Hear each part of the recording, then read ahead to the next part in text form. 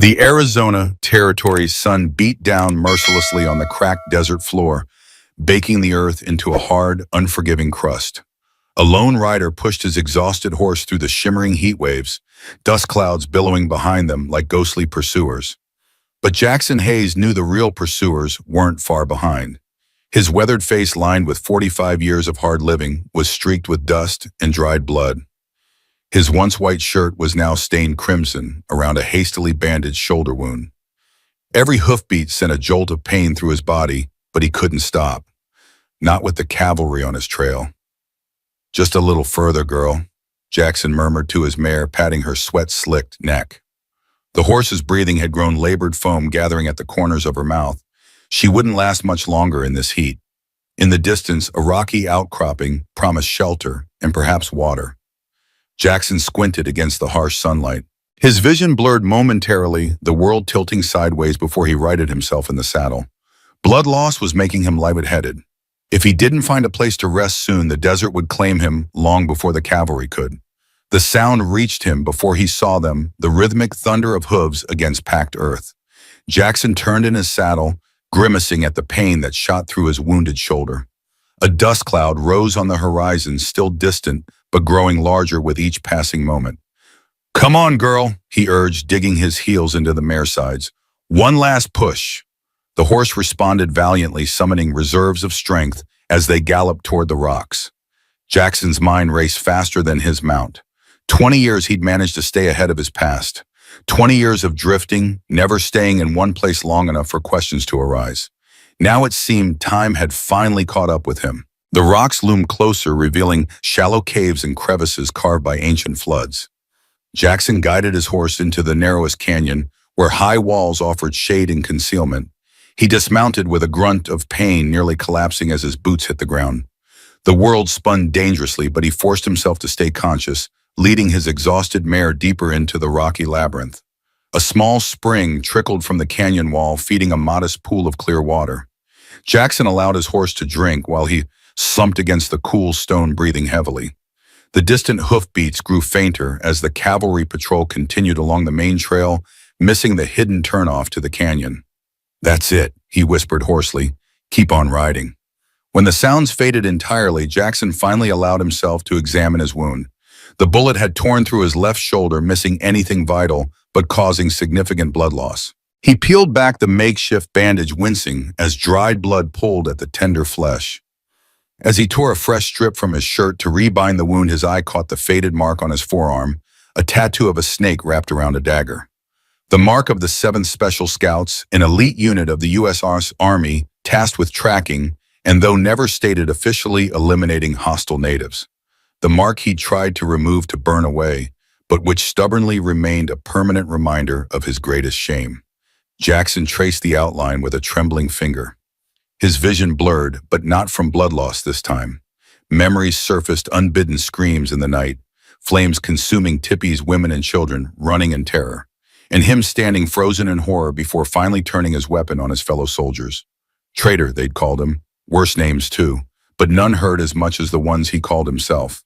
The heat and exhaustion finally overwhelmed him. As consciousness slipped away, strange whispers filled his mind, words in a language he shouldn't understand, but somehow did. Apache words, ancient words about blood and destiny. His last thought before darkness claimed him was that he was finally going mad. The sensation of cool water on his forehead roused Jackson from the depths of unconsciousness. He blinked slowly, his vision gradually focusing on the weathered face hovering above him. An elderly Apache woman, silver hair braided with colorful beads, regarded him with keen, penetrating eyes that seemed to look straight through to his soul. "Drink?" she said, simply pressing a wooden cup to his lips. Jackson complied, the bitter herbal tea sliding down his parched throat. Only when the cup was empty did he try to speak, his voice a hoarse whisper. "Who?" "I am Talasi," the old woman replied, her English accented but clear. "You are in my care now." As his senses returned, Jackson became aware of another presence in the cave. A younger Apache woman stood near the entrance, arms crossed, watching him with undisguised suspicion. Unlike the elder, she wore a blend of traditional and modern clothing, a deerskin vest over a simple cotton shirt. hair pulled back in a practical braid adorned with a single eagle feather.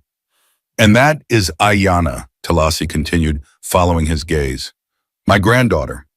Jackson tried to sit up immediately, regretting the action, as pain lanced through his shoulder.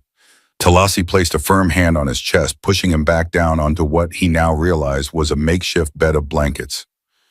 You lose much blood, she said. Rest now. But Ayana approached, her movements fluid and silent as a mountain lion. Show him no kindness, grandmother. Look. She grabbed Jackson's arm, roughly turning it to reveal the faded tattoo. He is one of them, the butchers of Bear Creek. Jackson flinched at the accusation, not because it was false, but because it was true. The 7th Scouts had earned that name after the massacre at Bear Creek, a peaceful Apache settlement. A massacre he had tried and failed to prevent. I left, he said weakly. I couldn't. After how many died by your hand? Ayana's voice was cold as winter steel.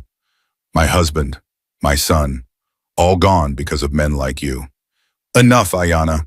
Talasi's voice, though soft, carried unmistakable authority. Blood calls to blood. He is part of us. Jackson's mind struggled to process her words. Part of them. What could she possibly mean? Before he could ask, a sharp sound split the air outside, a twig snapping underfoot. In an instant, Ayana had a knife in her hand, moving to the cave entrance with practiced stealth. Talasi leaned close to Jackson's ear, her breath warm against his skin. Riders have been tracking us for days. Not your soldiers. Different men. Worse men. Despite his weakness, Jackson's instincts took over. He reached for his gun belt, still miraculously intact at his side. How many? 2 that we have seen. Perhaps more. Jackson forced himself to his feet, ignoring the protest of his wounded shoulder. The world tilted momentarily, but he steadied himself against the cave wall. Get behind me, he whispered. Ayana shot him a scornful look, but said nothing as he moved to the cave entrance, revolver drawn. Outside, the sun was setting, painting the desert in fiery hues of orange and crimson. Perfect ambush conditions. He caught movement in the shadows of a nearby boulder, a flash of metal reflecting the dying sunlight. Without hesitation, Jackson stepped out from the cave, firing in one fluid motion. A cry of pain rewarded his aim. But the second attacker was already returning, fire bullets ricocheting off the rocks around him. Jackson dove for cover, rolling behind a large stone as pain exploded through his injured shoulder. To his surprise, Ayana appeared beside him, a bow in her hands. With practiced precision, she knocked an arrow and loosed it in a single graceful movement. A gurgling cry from the darkness told him her aim was true. Behind you, Talasi's warning rang out from the cave entrance. Jackson spun, raising his revolver just as a third attacker lunged from the shadows, knife gleaming. Without conscious thought, words in Apache burst from his lips, a war cry he shouldn't know, but somehow did the syllables, flowing naturally as water over stones. His bullet found its mark, and the attacker crumpled to the ground dead before he hit the dust. Silence fell over the canyon, broken only by the soft evening wind and Jackson's labored breathing. He turned to find both women staring at him with identical expressions of shock. How did you? Ayana began, but couldn't seem to finish the question. Jackson was equally bewildered. I don't know how I knew those words. Talasi approached slowly, her eyes never leaving his face. The blood remembers even when the mind forgets. She reached out, her weathered fingers touching his cheek with surprising gentleness. Your mother was Apache, my cousin's daughter. The world seemed to stop spinning for a moment as Jackson processed her words. That's not possible, he said hoarsely. My mother was... She never said anything about... She hid her heritage to protect you, Talasi said simply. In your world, mixed blood is a dangerous thing to carry. Jackson staggered, the revelation hitting him harder than his wound.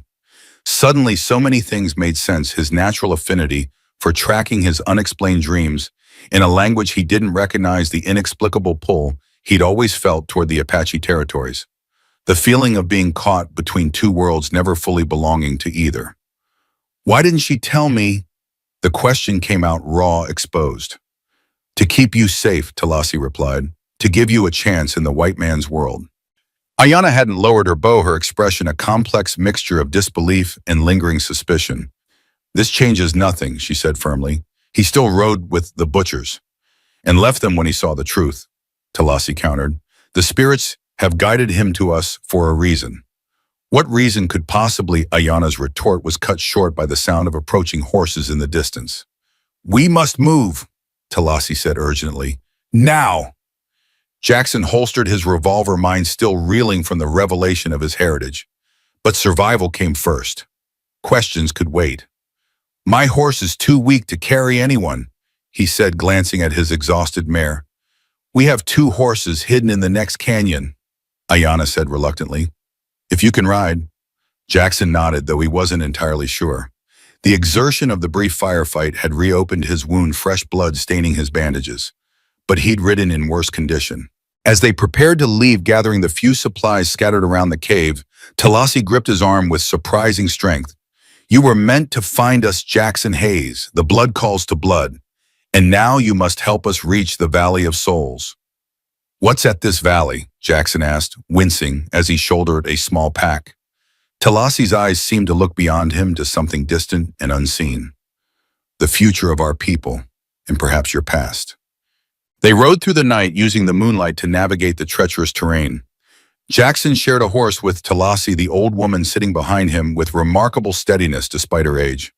Ayana led the way, her posture alert, scanning constantly for signs of pursuit. The cool desert night was a blessing after the scorching day, but Jackson's wound throbbed relentlessly, a persistent reminder of his vulnerability. The revelation about his heritage continued to echo through his mind, pieces of his life reshuffling like a deck of cards, forming a new picture he was only beginning to comprehend. How did you know who I was? He finally asked Talasi, keeping his voice low. I have dreamed of you for many moons, she replied, her voice carrying easily in the quiet night. The spirits show me things that were and things that will be. They showed me a man of 2 worlds who would come when we needed him most. I'm no savior, Jackson said bitterly. I couldn't even save those people at Bear Creek. Yet you tried. When others embraced the killing, you stood apart. Her words carried no judgment, just simple observation. Not soon enough.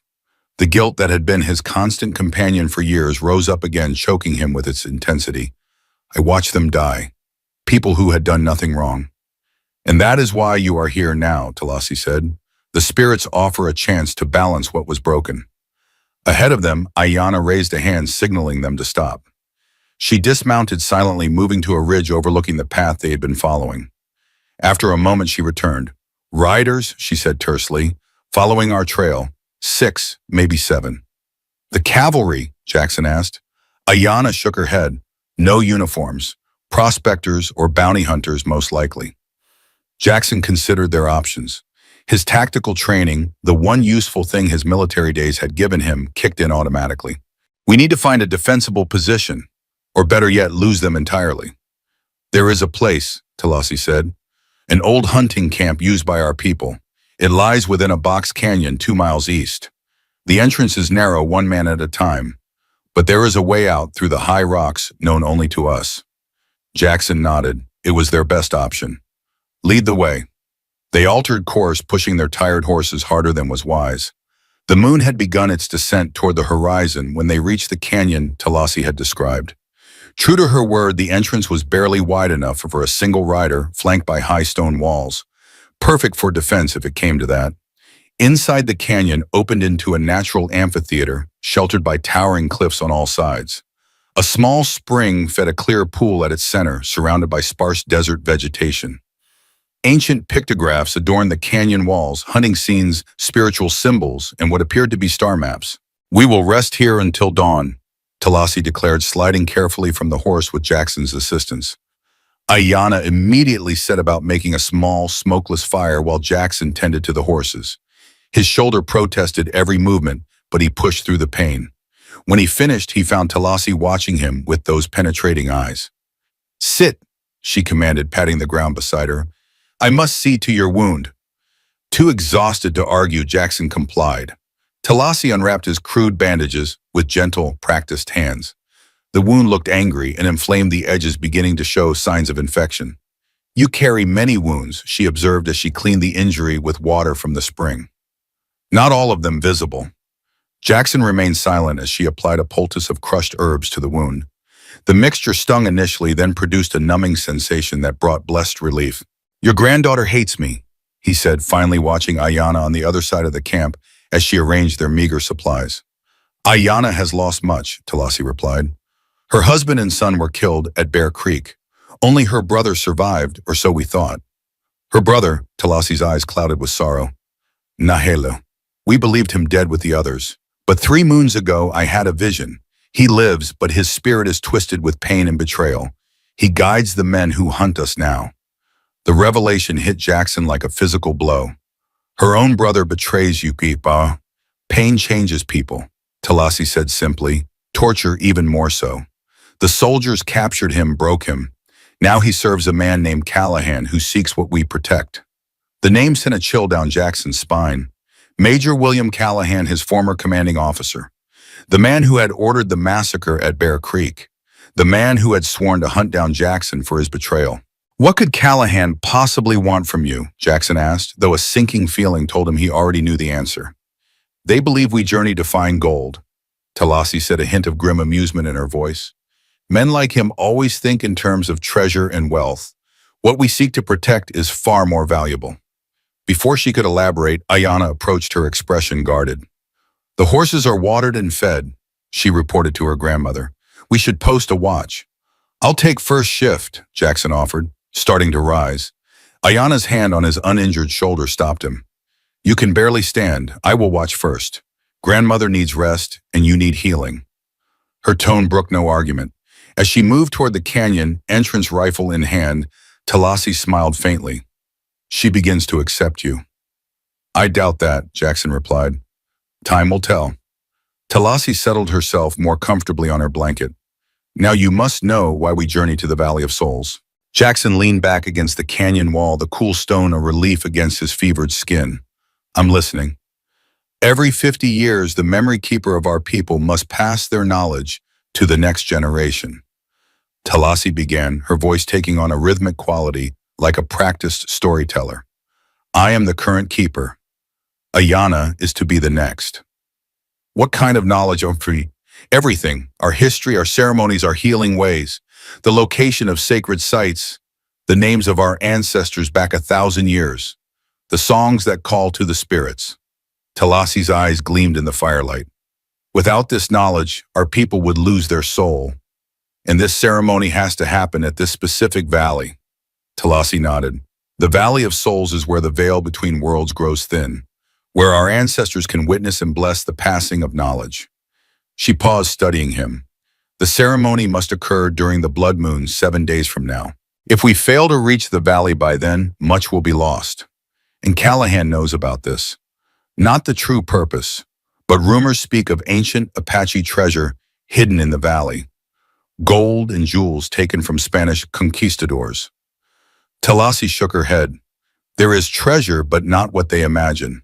Sacred artifacts, records of our history carved in stone and painted on hide.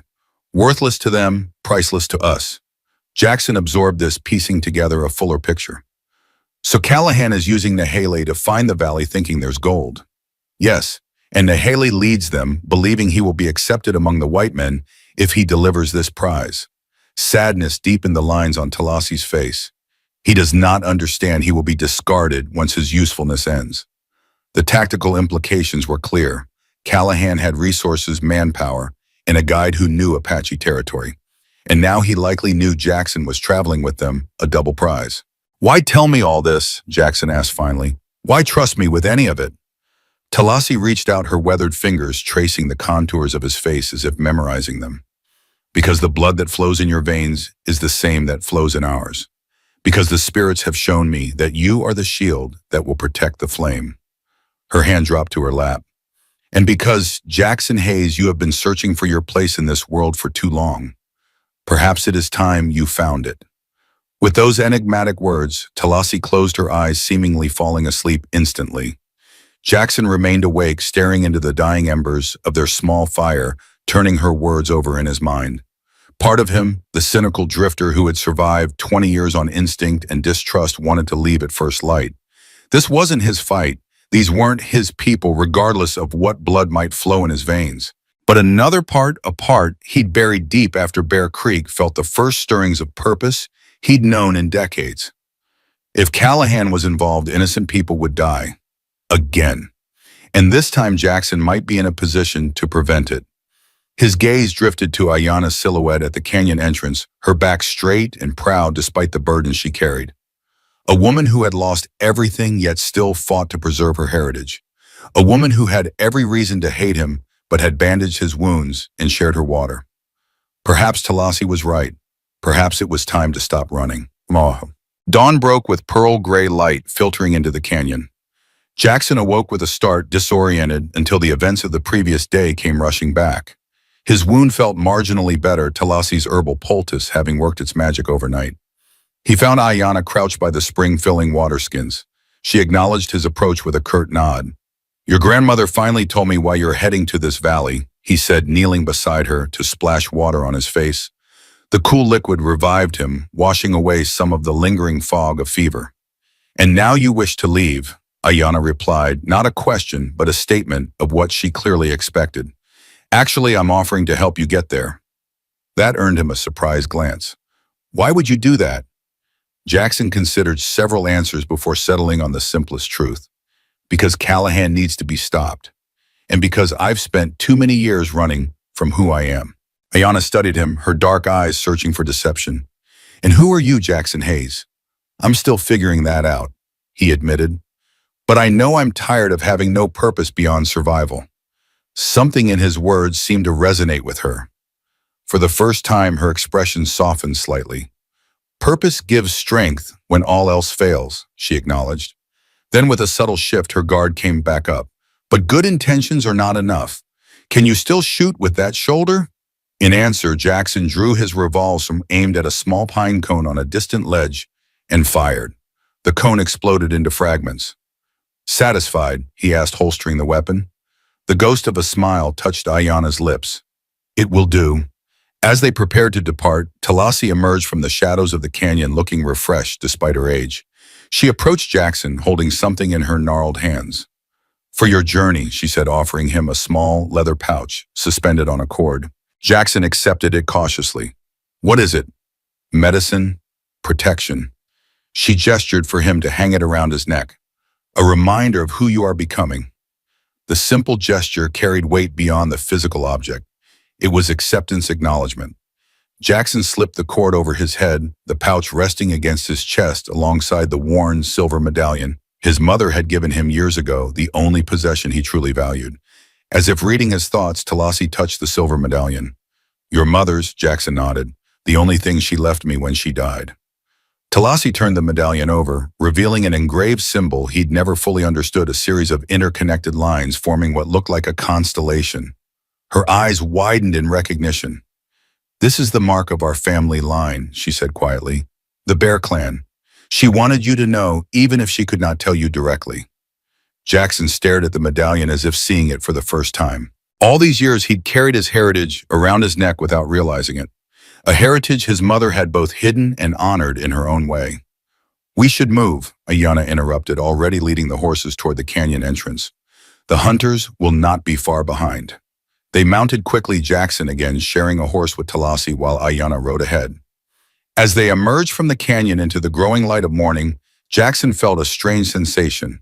Not the familiar wariness of a man constantly looking over his shoulder, but something almost foreign to him after so many years: hope.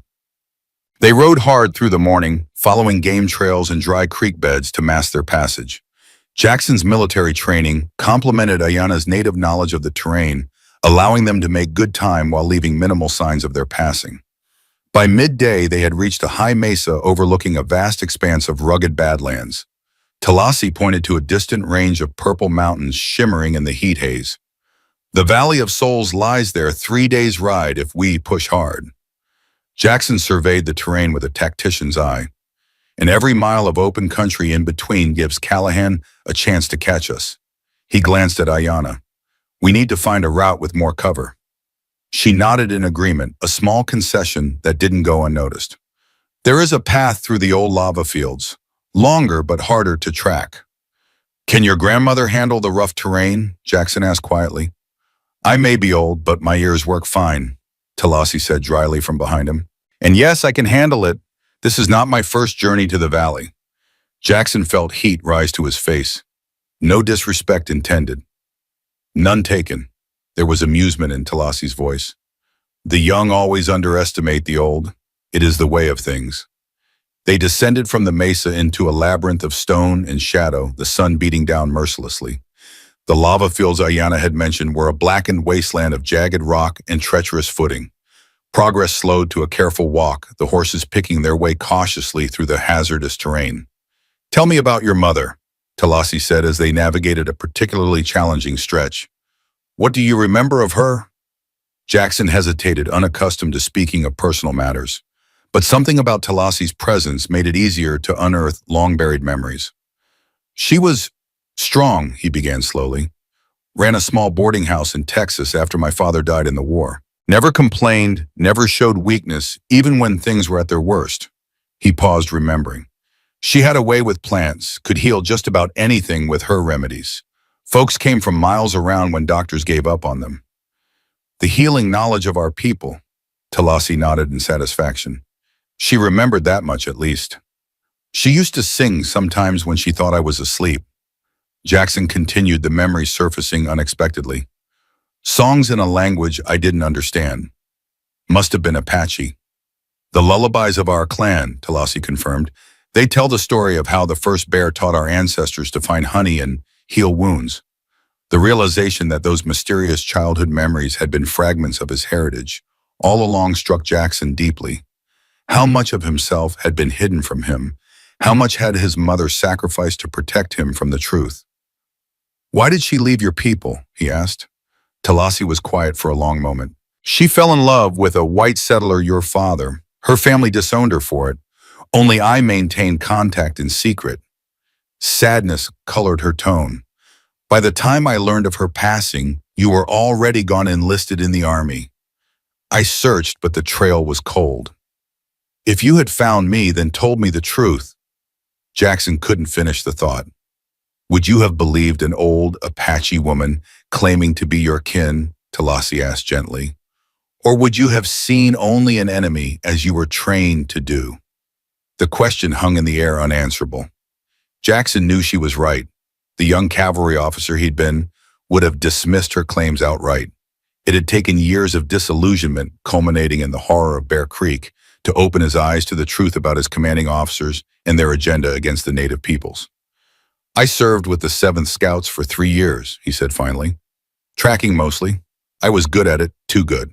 Never questioned why we were always sent after peaceful settlements instead of raiding parties. His voice hardened. Until Bear Creek. Ahead of them, Ayana had slowed her horse, clearly listening, though pretending not to. What happened? Talasi asked, though her tone suggested she already knew much of the story. We were told it was a war party's base camp. Armed dangerous. Jackson's throat tightened at the memory. It wasn't. Just families. Women, children, old men. No weapons beyond hunting bows. He took a steadying breath. When I realized, I tried to stop it. Turned my gun on Callahan. Got a bullet in my leg for my trouble. By the time I could move again, it was too late for most of them.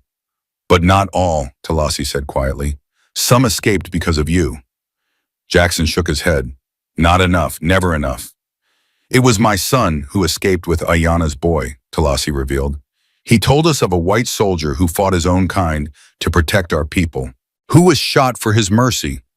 The revelation stunned Jackson into silence. Had his actions that day saved Ayana's family, at least in part, the thought was both comforting and painful comfort in knowing he had saved someone pain, in knowing it hadn't been enough to save her husband, or ultimately her son. Ahead, Ayana had stopped at a fork in the trail. She waited until they caught up, her expression unreadable. We have 2 paths, she said, gesturing to the diverging trails. The high path is faster but exposed. The canyon road offers cover but narrows to a tight passage where we could have been trapped. Jackson considered the options, weighing their dwindling supplies against the risk of exposure. How long is the canyon road? Half a day longer at least. He glanced at Talasi, noting the fatigue she tried to conceal. We'll take the high path. Better to move quickly than risk getting pinned down. Ayana nodded, a hint of respect in the gesture. Agreed. As they continued their journey taking the steeper trail that wound up toward a ridgeline, Jackson became aware of a subtle shift in their dynamic. The hostility that had radiated from Ayanna since their first meeting had tempered into something more like cautious acceptance. Not trust, not yet, but the beginning of something that might in time grow into it. The path narrowed as they climbed, forcing them to ride single file. Jackson found himself in the middle with Ayanna leading and Talasi behind him. The old woman had grown quiet, conserving her strength for the difficult ascent. They reached the ridgeline by late afternoon, the sun beginning its descent toward the western horizon. From their elevated position, they could see for miles in every direction, a tactical advantage for spotting pursuit, but it also meant they could be spotted just as easily. "We'll rest the horses briefly," Ayanna decided, dismounting in a natural hollow that offered some concealment, "then push on until nightfall."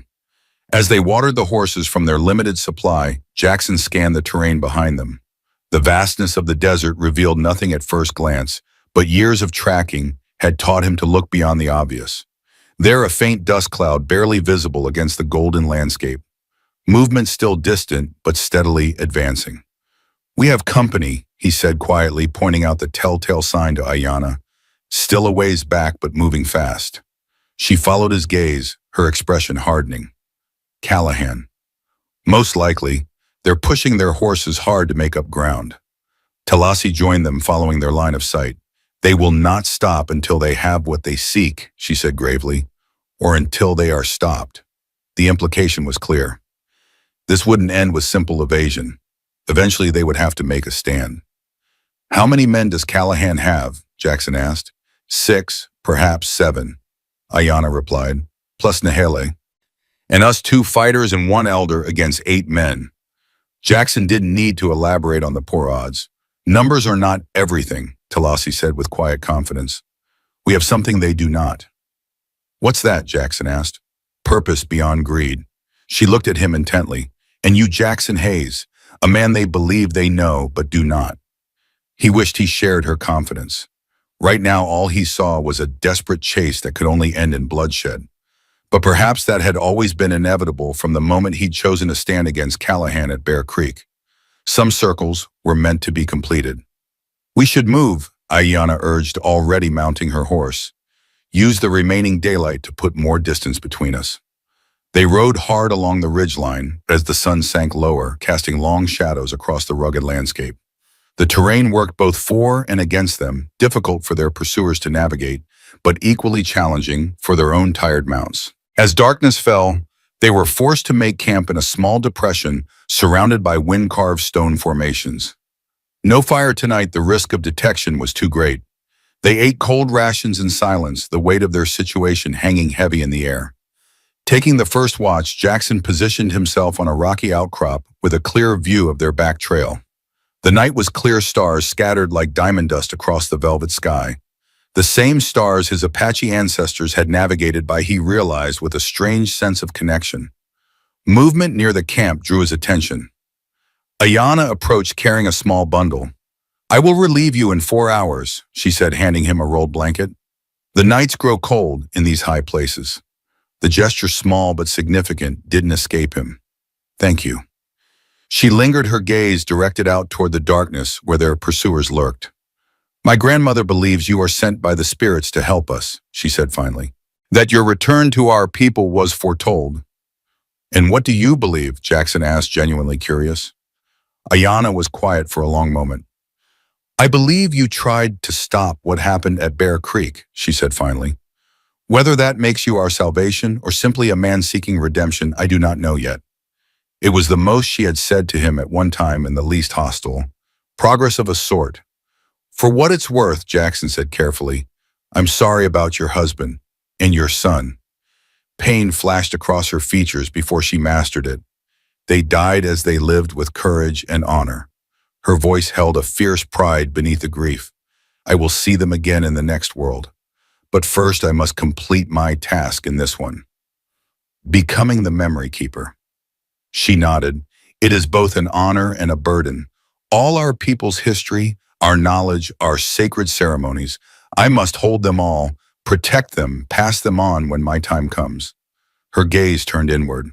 "I was not the intended heir. My brother Nahele was being trained for the role before Bear Creek, Jackson finished when she trailed off. Yes, before he was taken, tortured, turned against his own people. Bitterness colored her words.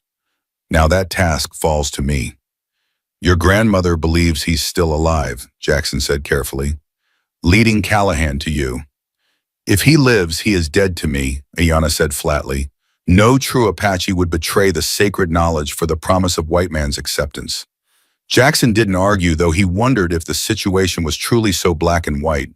Torture could break even the strongest spirit, twist loyalty into survival at any cost. He had seen it during the war. Get some rest, he said instead. I'll wake you if anything changes. Ayanna studied him for a moment longer, as if trying to reconcile the man before her with the enemy she had expected. Then with a slight nod, she returned to the camp. Left alone with the night, Jackson turned Talassi's words over in his mind. A man of two worlds, a shield for the flame. Pretty words, but what did they really mean? He was just one man with a wounded shoulder and a past full of regrets, facing down a ruthless enemy with superior numbers. Yet for the first time in 20 years, he felt something like belonging. These people, this cause awoke something in him he'd thought long dead. A sense of purpose, of rightness, as if the scattered pieces of his life were finally beginning to form a coherent pattern. The medallion his mother had given him rested against his chest, its weight familiar, yet somehow different now that he understood its significance. The mark of the Bear clan.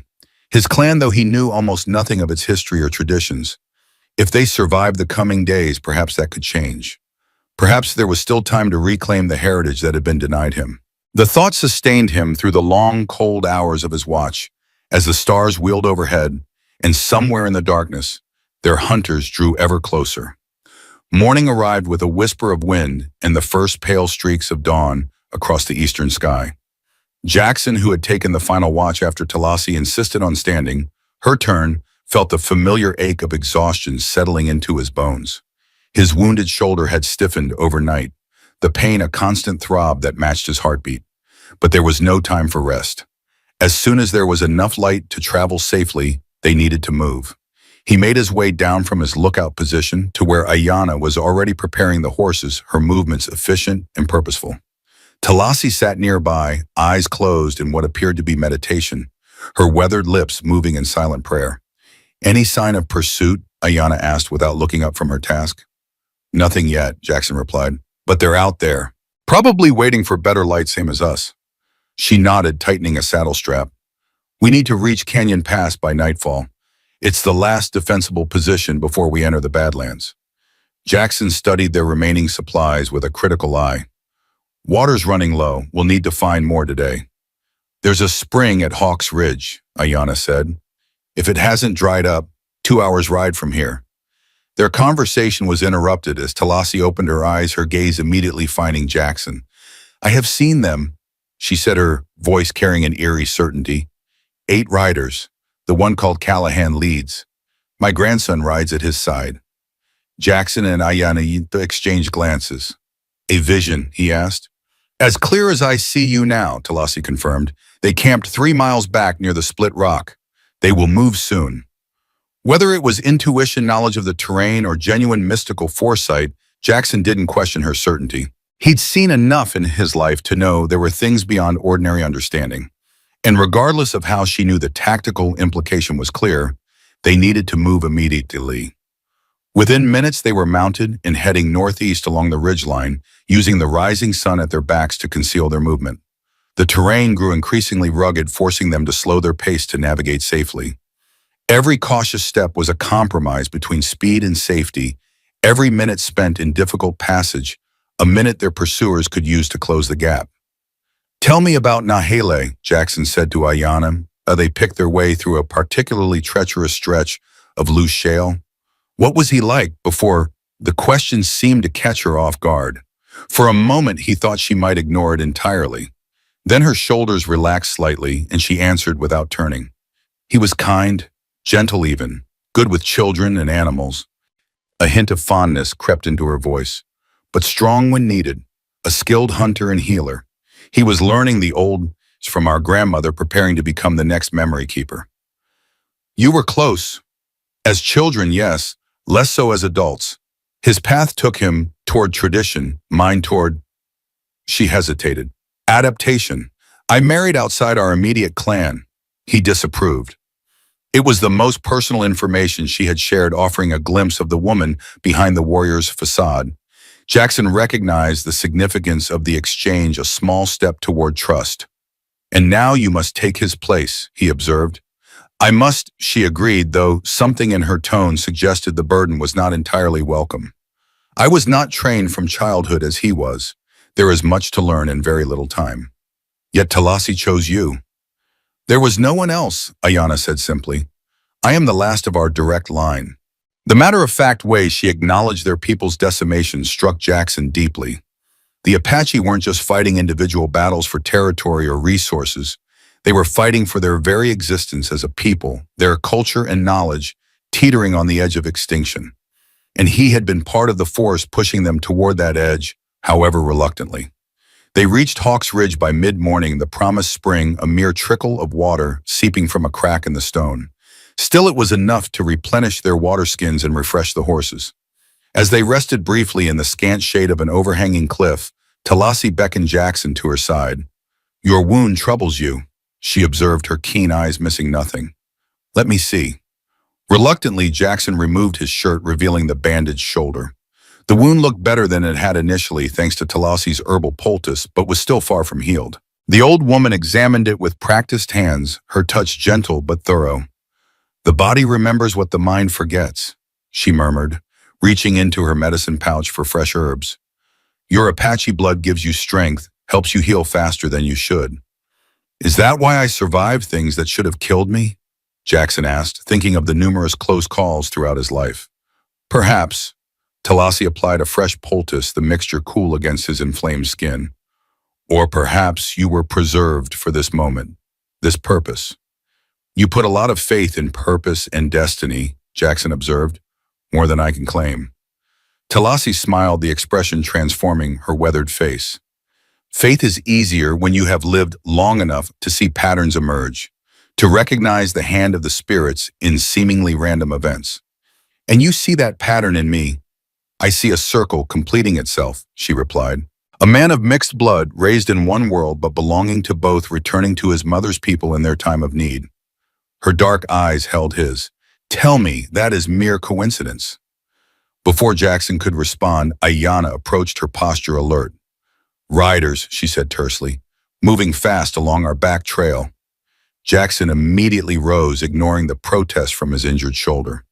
How many? 3, maybe 4. A scouting party, most likely. Callahan's splitting his force, Jackson said, military training kicking in, trying to flank us or cut us off from above. He considered their options quickly. We need to change course, throw them off our trail. Ayana nodded in agreement. There's a dry riverbed 2 miles east, hard ground difficult to track on. If we can reach it without being spotted. Go, Talasi said firmly. I will create a diversion. Both Jackson and Ayana immediately protested, but the old woman silenced them with a raised hand. I am not suggesting sacrifice, she said with a touch of asperity, but I know ways to confuse those who follow, old magic that will cloud their sight and send them circling.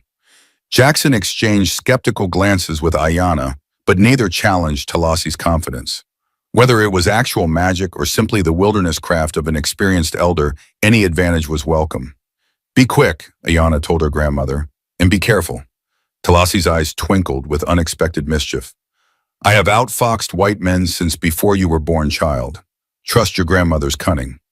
While Ayana and Jackson prepared the horses, Talasi moved to a flat stone overlooking their back trail. She knelt there, spreading various items from her pouch, herbs, small bones, what looked like powdered minerals. As she worked, she began to sing softly, a haunting melody that seemed to hang in the air like mist. Jackson found himself drawn to the sound, the words unintelligible, yet somehow familiar, as if part of him recognized the ancient cadence. The melody awakened something dormant within him, a connection to things beyond his understanding. We should go, Ayana said quietly, breaking the spell. She will follow when her work is done. Reluctantly, Jackson mounted his horse, casting one last glance at the old woman silhouetted against the sky. There was power there, whether one believed in magic or not, a lifetime of wisdom and determination concentrated in that small weathered form. They rode hard for the dry riverbed, taking a circuitous route that utilized natural features to mask their passage. Jackson's military training complemented Ayana's native knowledge, creating a partnership that felt surprisingly natural. They communicated with minimal words, often just gestures or glances, moving like two parts of a single unit. When they reached the riverbed, they rode directly in the center, where the stone was hardest, leaving minimal tracks. The high banks provided cover from distant observation, allowing them to make good time without exposing their position. An hour passed with no sign of Talasi, then two. Ayana's concern was evident in the tightness around her eyes, the frequent glances back along their trail. Jackson shared her worry, but kept it hidden, focusing instead on the tactical situation. "We need to find a place to wait for her," he finally said. "Somewhere defensible." Ayana nodded, relief flashing briefly across her features at not having to suggest it herself. "There's a box canyon ahead, one way in but with handholds to climb out the back if needed." They located the canyon easily enough, a natural fortress with high walls and a narrow entrance that could be defended by a single person. Inside, a small overhang provided shelter and concealment. They dismounted, securing the horses in a recessed area where they wouldn't be visible from the entrance. "I'll go back for her," Jackson said, checking his revolver. "No." Ayana's response was immediate. "I know these lands better. I'll go." "And I'm the better shot," Jackson countered. "If there's trouble, I can provide covering fire while you get her out." Their argument was interrupted by the soft sound of footsteps approaching the canyon entrance. Both drew weapons in a single fluid motion, moving to defensive positions on either side of the narrow passage. "Such concern," came Talasi's amused voice as she appeared in the opening. "I am touched by your worry, but it was unnecessary." The relief on Ayana's face was profound as she rushed to embrace her grandmother. "You should not have lingered so long," she admonished, though there was no real reproach in her tone.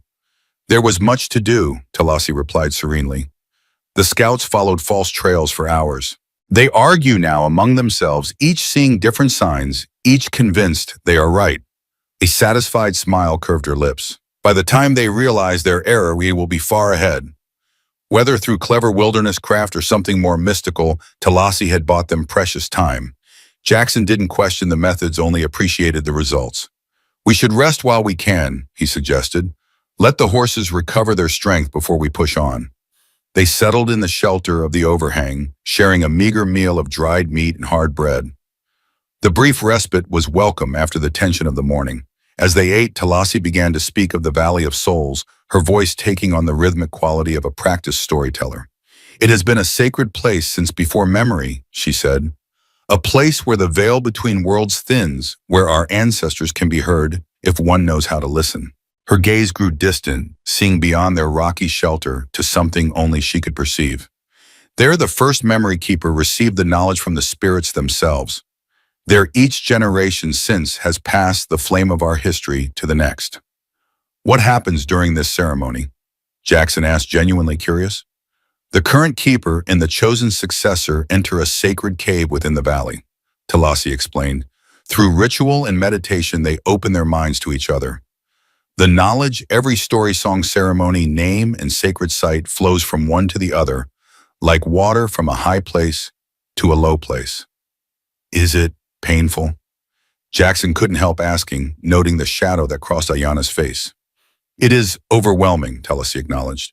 "The mind of the successor must expand to hold centuries of accumulated wisdom. Some have gone mad from the experience. Others have died when their spirit could not contain so much." Jackson glanced at Ayana, seeing her in a new light. She wasn't just fighting to reach a destination, she was preparing to undergo an ordeal that might claim her life or sanity. Yet she rode forward without complaint, accepting the responsibility placed upon her. "But Ayana is strong," Talasi continued, pride evident in her voice. "Her spirit is like the mountain oak, flexible enough to bend with the wind, strong enough to withstand the storm." "You give me too much credit, grandmother," Ayana said quietly. "I was not trained for this as Nahele was." "Perhaps that is your strength," Talasi replied. "A vessel too rigid may shatter when filled. One with flexibility adapts to its contents." The conversation fell into a natural lull, each lost in their own thoughts. Jackson found himself contemplating the strange turn his life had taken. A week ago, he had been a solitary drifter, a man with no purpose beyond staying ahead of his past. Now he was enmeshed in a struggle that touched on things beyond his understanding, ancient traditions, spiritual ceremonies, a heritage he was only beginning to comprehend. And yet it felt right, as if he had been walking a long, circuitous path that was finally leading somewhere meaningful. His contemplation was interrupted by a subtle change in the quality of light filtering into their shelter. The afternoon was waning, shadows lengthening as the sun began its descent toward the western horizon.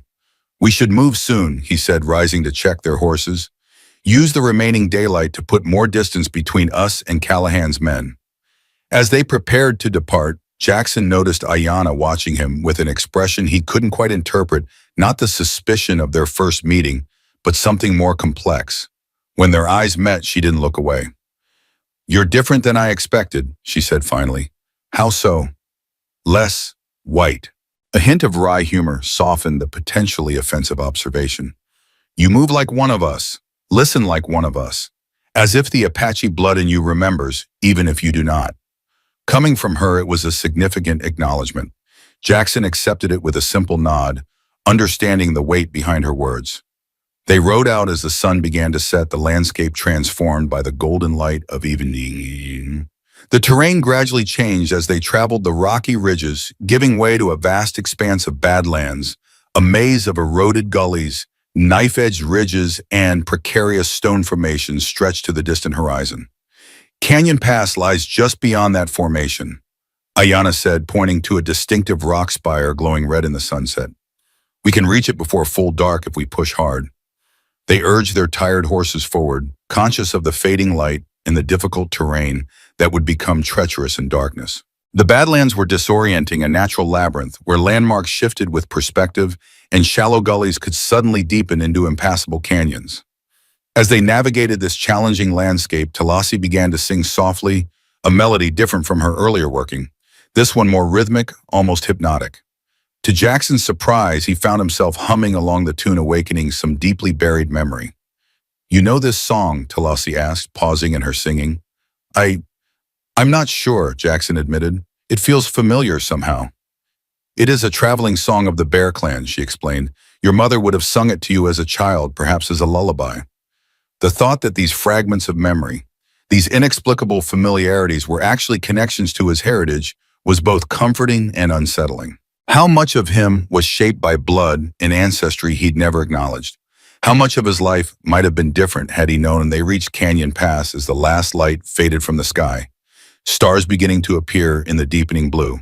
The pass was a natural gateway between two towering cliffs, a defensible position that offered a clear view of the approach from behind while sheltering them from observation ahead. "We'll rest here for the night," Ayanna decided. "The horses can go no further without water and proper rest." They made camp in a small alcove just beyond the pass, risking a tiny fire sheltered by rocks to ward off the desert night's chill. The flames cast dancing shadows on the cliff walls, creating an intimate circle of light in the vast darkness. As they shared their dwindling rations, Jackson found himself studying Talassi with new eyes. This woman was his blood kin, a connection to the mother he had lost, to a heritage he had never known. The realization stirred a complex mixture of emotions, regret for the years of ignorance and anger at the deception, but also a tentative sense of belonging he had rarely experienced. "You have questions," Talassi observed, her perceptiveness uncanny as always. "Ask them. This may be our last quiet night before we reach the valley." Jackson hesitated, uncertain where to begin. "My mother, why did she never tell me the truth?" Talassi's expression softened with understanding.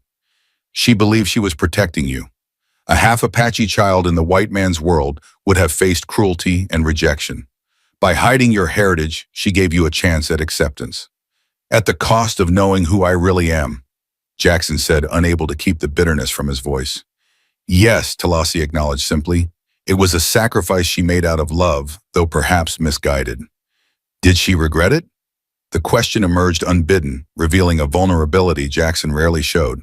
"When last I saw her, shortly before her death, she spoke of telling you the truth," Talassi said. "But illness took her before she found the courage." She reached out, her weathered hand covering his. "Do not judge her harshly, nephew. She did what she thought best in a world that offered few kind choices to our people. The familial term nephew struck Jackson with unexpected force. He had been alone for so long, a solitary figure moving through the world without connections or roots. Now, in this desolate wilderness, he had found family he never knew existed. "Is that why you searched for me?" he asked. "Because we're kin." "Partly," Talasi admitted, "but also because the spirits showed me you would be needed, that your path would cross ours at this crucial time." Her dark eyes reflected the firelight as she studied him. "You still doubt such things?" It wasn't a question, but Jackson answered anyway. "I've seen too much cruelty and random violence to put much faith in destiny or spiritual guidance. Yet here you are," she pointed out. "Of all the paths you might have taken, yours led you to us just when we had greatest need of you." "Coincidence," Jackson suggested, though without much conviction. "There are no coincidences," Talasi said firmly, "only patterns we have not yet recognized." Across the fire, Ayanna had been listening silently to their exchange. Now she spoke, her voice thoughtful. "If the spirits guided you to us, what purpose do they intend for you?" It was a fair question, one Jackson had been asking himself since learning of his heritage. "I don't know," he admitted. "Protection, maybe. Getting you safely to this valley seems to be my immediate purpose." "And after," Ayanna pressed, "when the ceremony is complete, what then?" The question touched on something Jackson had been avoiding: the future beyond their immediate goal. He had lived so long in the present, never planning beyond survival, that the concept of after was almost foreign. "I haven't thought that far ahead," he said honestly. "Perhaps that is wise," Talasi interjected. "The future reveals itself one step at a time. To see too far ahead is to miss the path beneath your feet." The conversation shifted to more practical matters: their route for the following day, the state of their supplies, strategies for evading or confronting Callahan's men if necessary. As they talked, Jackson noticed a subtle shift in their dynamic. The initial suspicion and hostility had given way to something approaching camaraderie forged in the crucible of shared danger and purpose. When they finally settled for sleep, Ayanna took the first watch, positioning herself at the entrance to their small alcove. Jackson found himself unexpectedly reluctant to end the evening, the conversation having awakened questions and possibilities he wanted to explore further. But exhaustion claimed him quickly, his body demanding rest to continue healing. His dreams that night were vivid and strange fragments of memory intertwined with images he couldn't possibly have seen. An Apache camp with children playing among the teepees, a ceremony where elders danced around a great fire. His mother, younger than he had ever known her, dressed in traditional Apache clothing, singing to an infant in her arms. And throughout it all, a sense of belonging, of rightness, that followed him into wakefulness when Ayanna gently shook him for his watch. "You spoke in your sleep," she said as he rose, blinking away the lingering images. "In Apache, clear and correct, as if you had spoken it all your life." "What did I say?" Jackson asked, disoriented by the information. "A prayer to the morning star," Ayanna replied, studying him with renewed interest. "One of our most sacred. How could you know it?" "I don't," he insisted. "At least not consciously." "The blood remembers." Talasi's voice came from where she lay nearby, apparently awake despite the late hour. "The knowledge of our people flows in your veins, Jackson Hayes, waiting to be awakened." The idea was simultaneously comforting and unsettling, that parts of himself remained unknown, dormant, accessible only through dreams and unconscious utterances.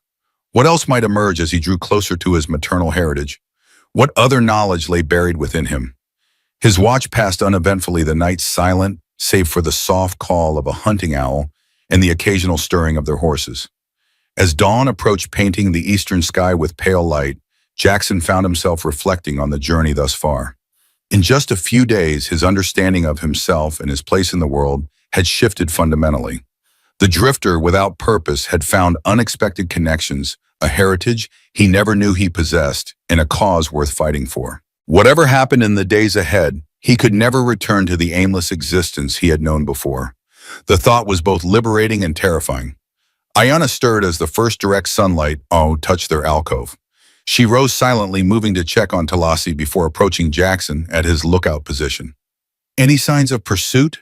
she asked, her voice still husky with sleep. "Nothing," Jackson replied. "But that doesn't mean they're not out there." She nodded, accepting his assessment. 2 more days to the valley if we push hard. The most difficult terrain lies ahead. How is your grandmother holding up? Jackson asked, glancing toward where Talasi was now awake, carefully packing her few possessions. She is stronger than she appears, Ayana said with a quiet pride. Oh. But the journey taxes her. The sooner we reach the valley, the better. There was concern beneath her composed exterior, concern Jackson now shared. In the short time he had known Talasi, the old woman had become important to him, a link to his lost heritage, and a source of wisdom he hadn't known he needed. We'll get her there, he promised, the words emerging with more conviction than he had expected. Ayana studied him for a moment, then nodded, a simple gesture that conveyed acceptance of his commitment. Yes, we will. They broke camp efficiently, consuming a sparse breakfast of dried fruit and jerky before mounting up.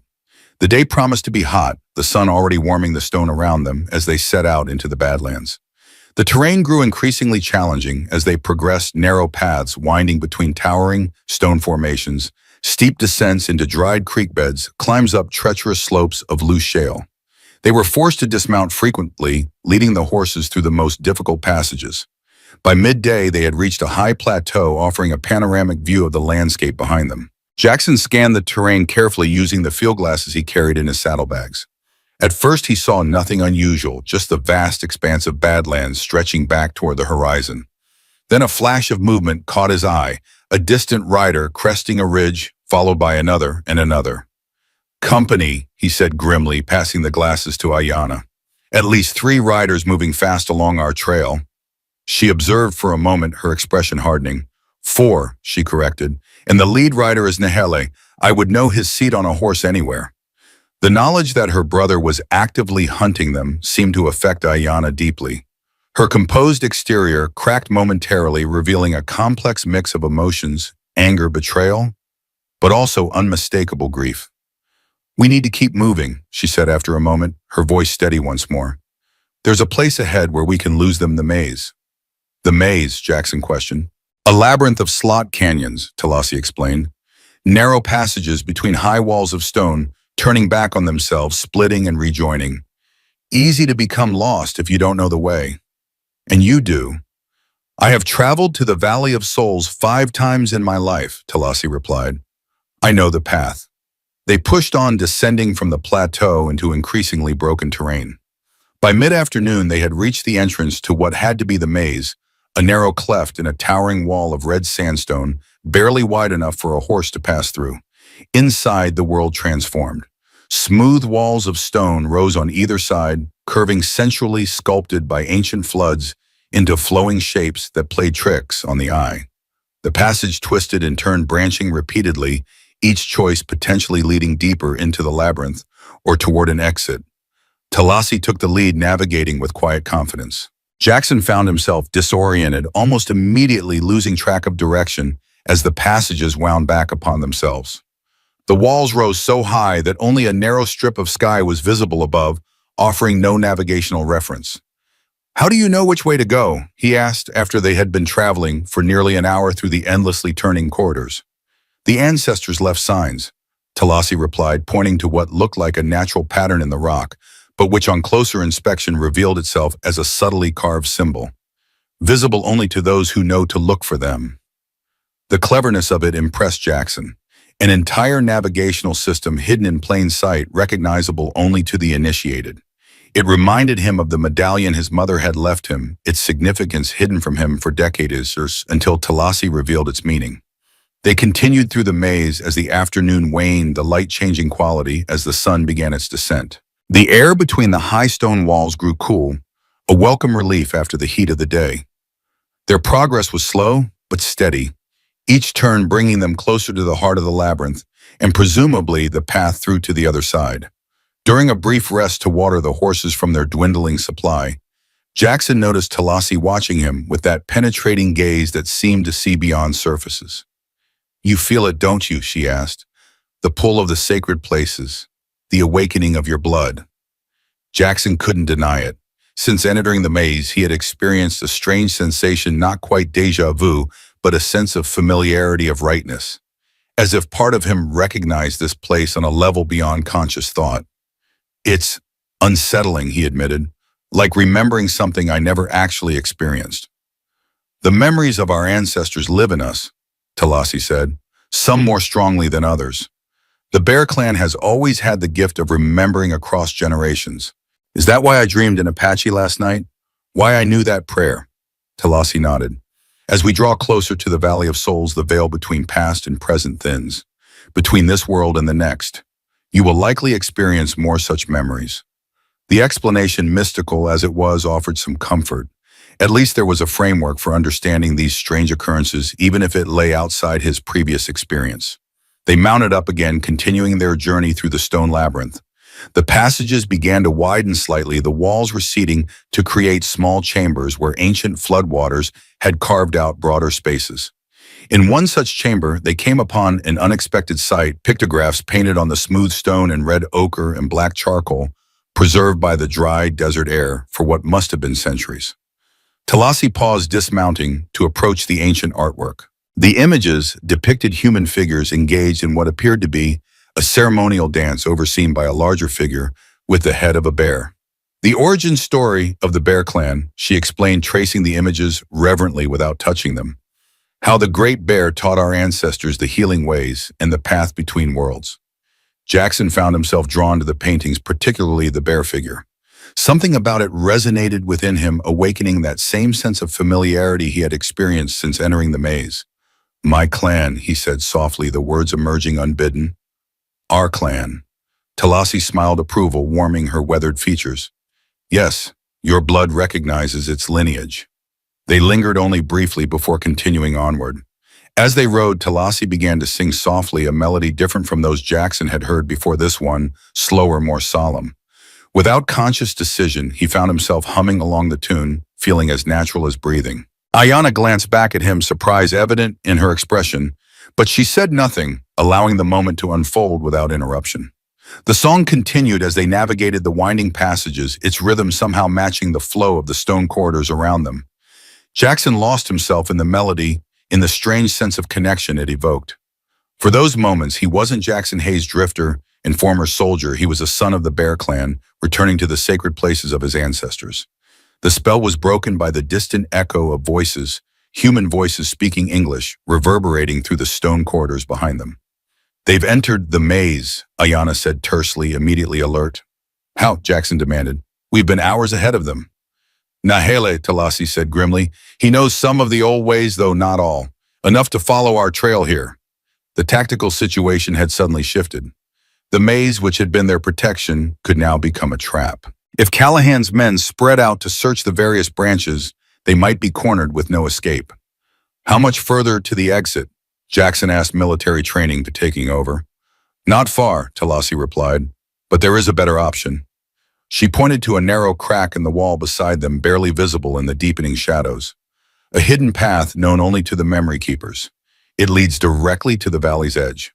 Jackson assessed the opening skeptically. "Will the horses fit?" "No," Talasi admitted. "We must go on foot from here." The implications were significant. Abandoning the horses meant committing to a much slower pace with no option of rapid retreat if needed. But continuing on their current path risked direct confrontation with superior numbers in confined spaces. "We take the hidden path," Ayana decided after a moment's consideration. "But we send the horses on along the main route as a diversion." It was a good strategy, one that might buy them valuable time.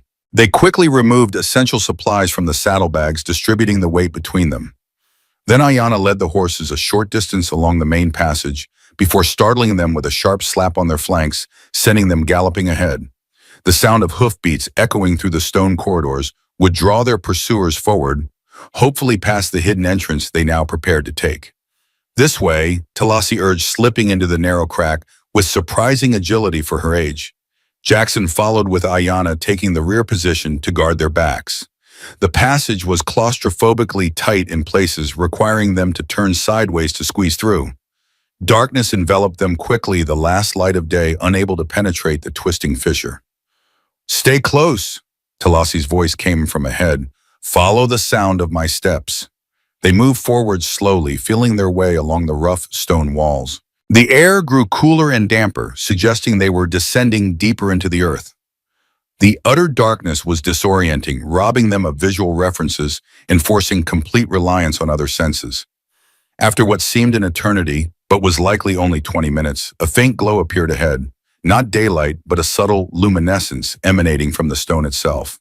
Phosphorescent minerals embedded in the rock provided just enough light to navigate by casting an ethereal blue-green glow over their surroundings. The passage widened gradually, eventually opening into a small chamber where a natural spring bubbled up from the ground, its surface reflecting the ghostly light from the walls.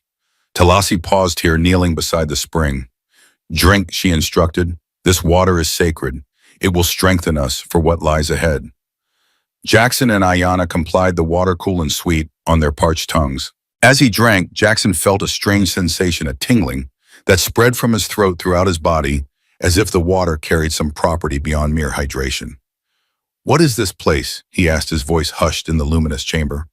"A sanctuary," Talasi replied, "created by the first memory keepers as a refuge and a preparation place for the ceremony.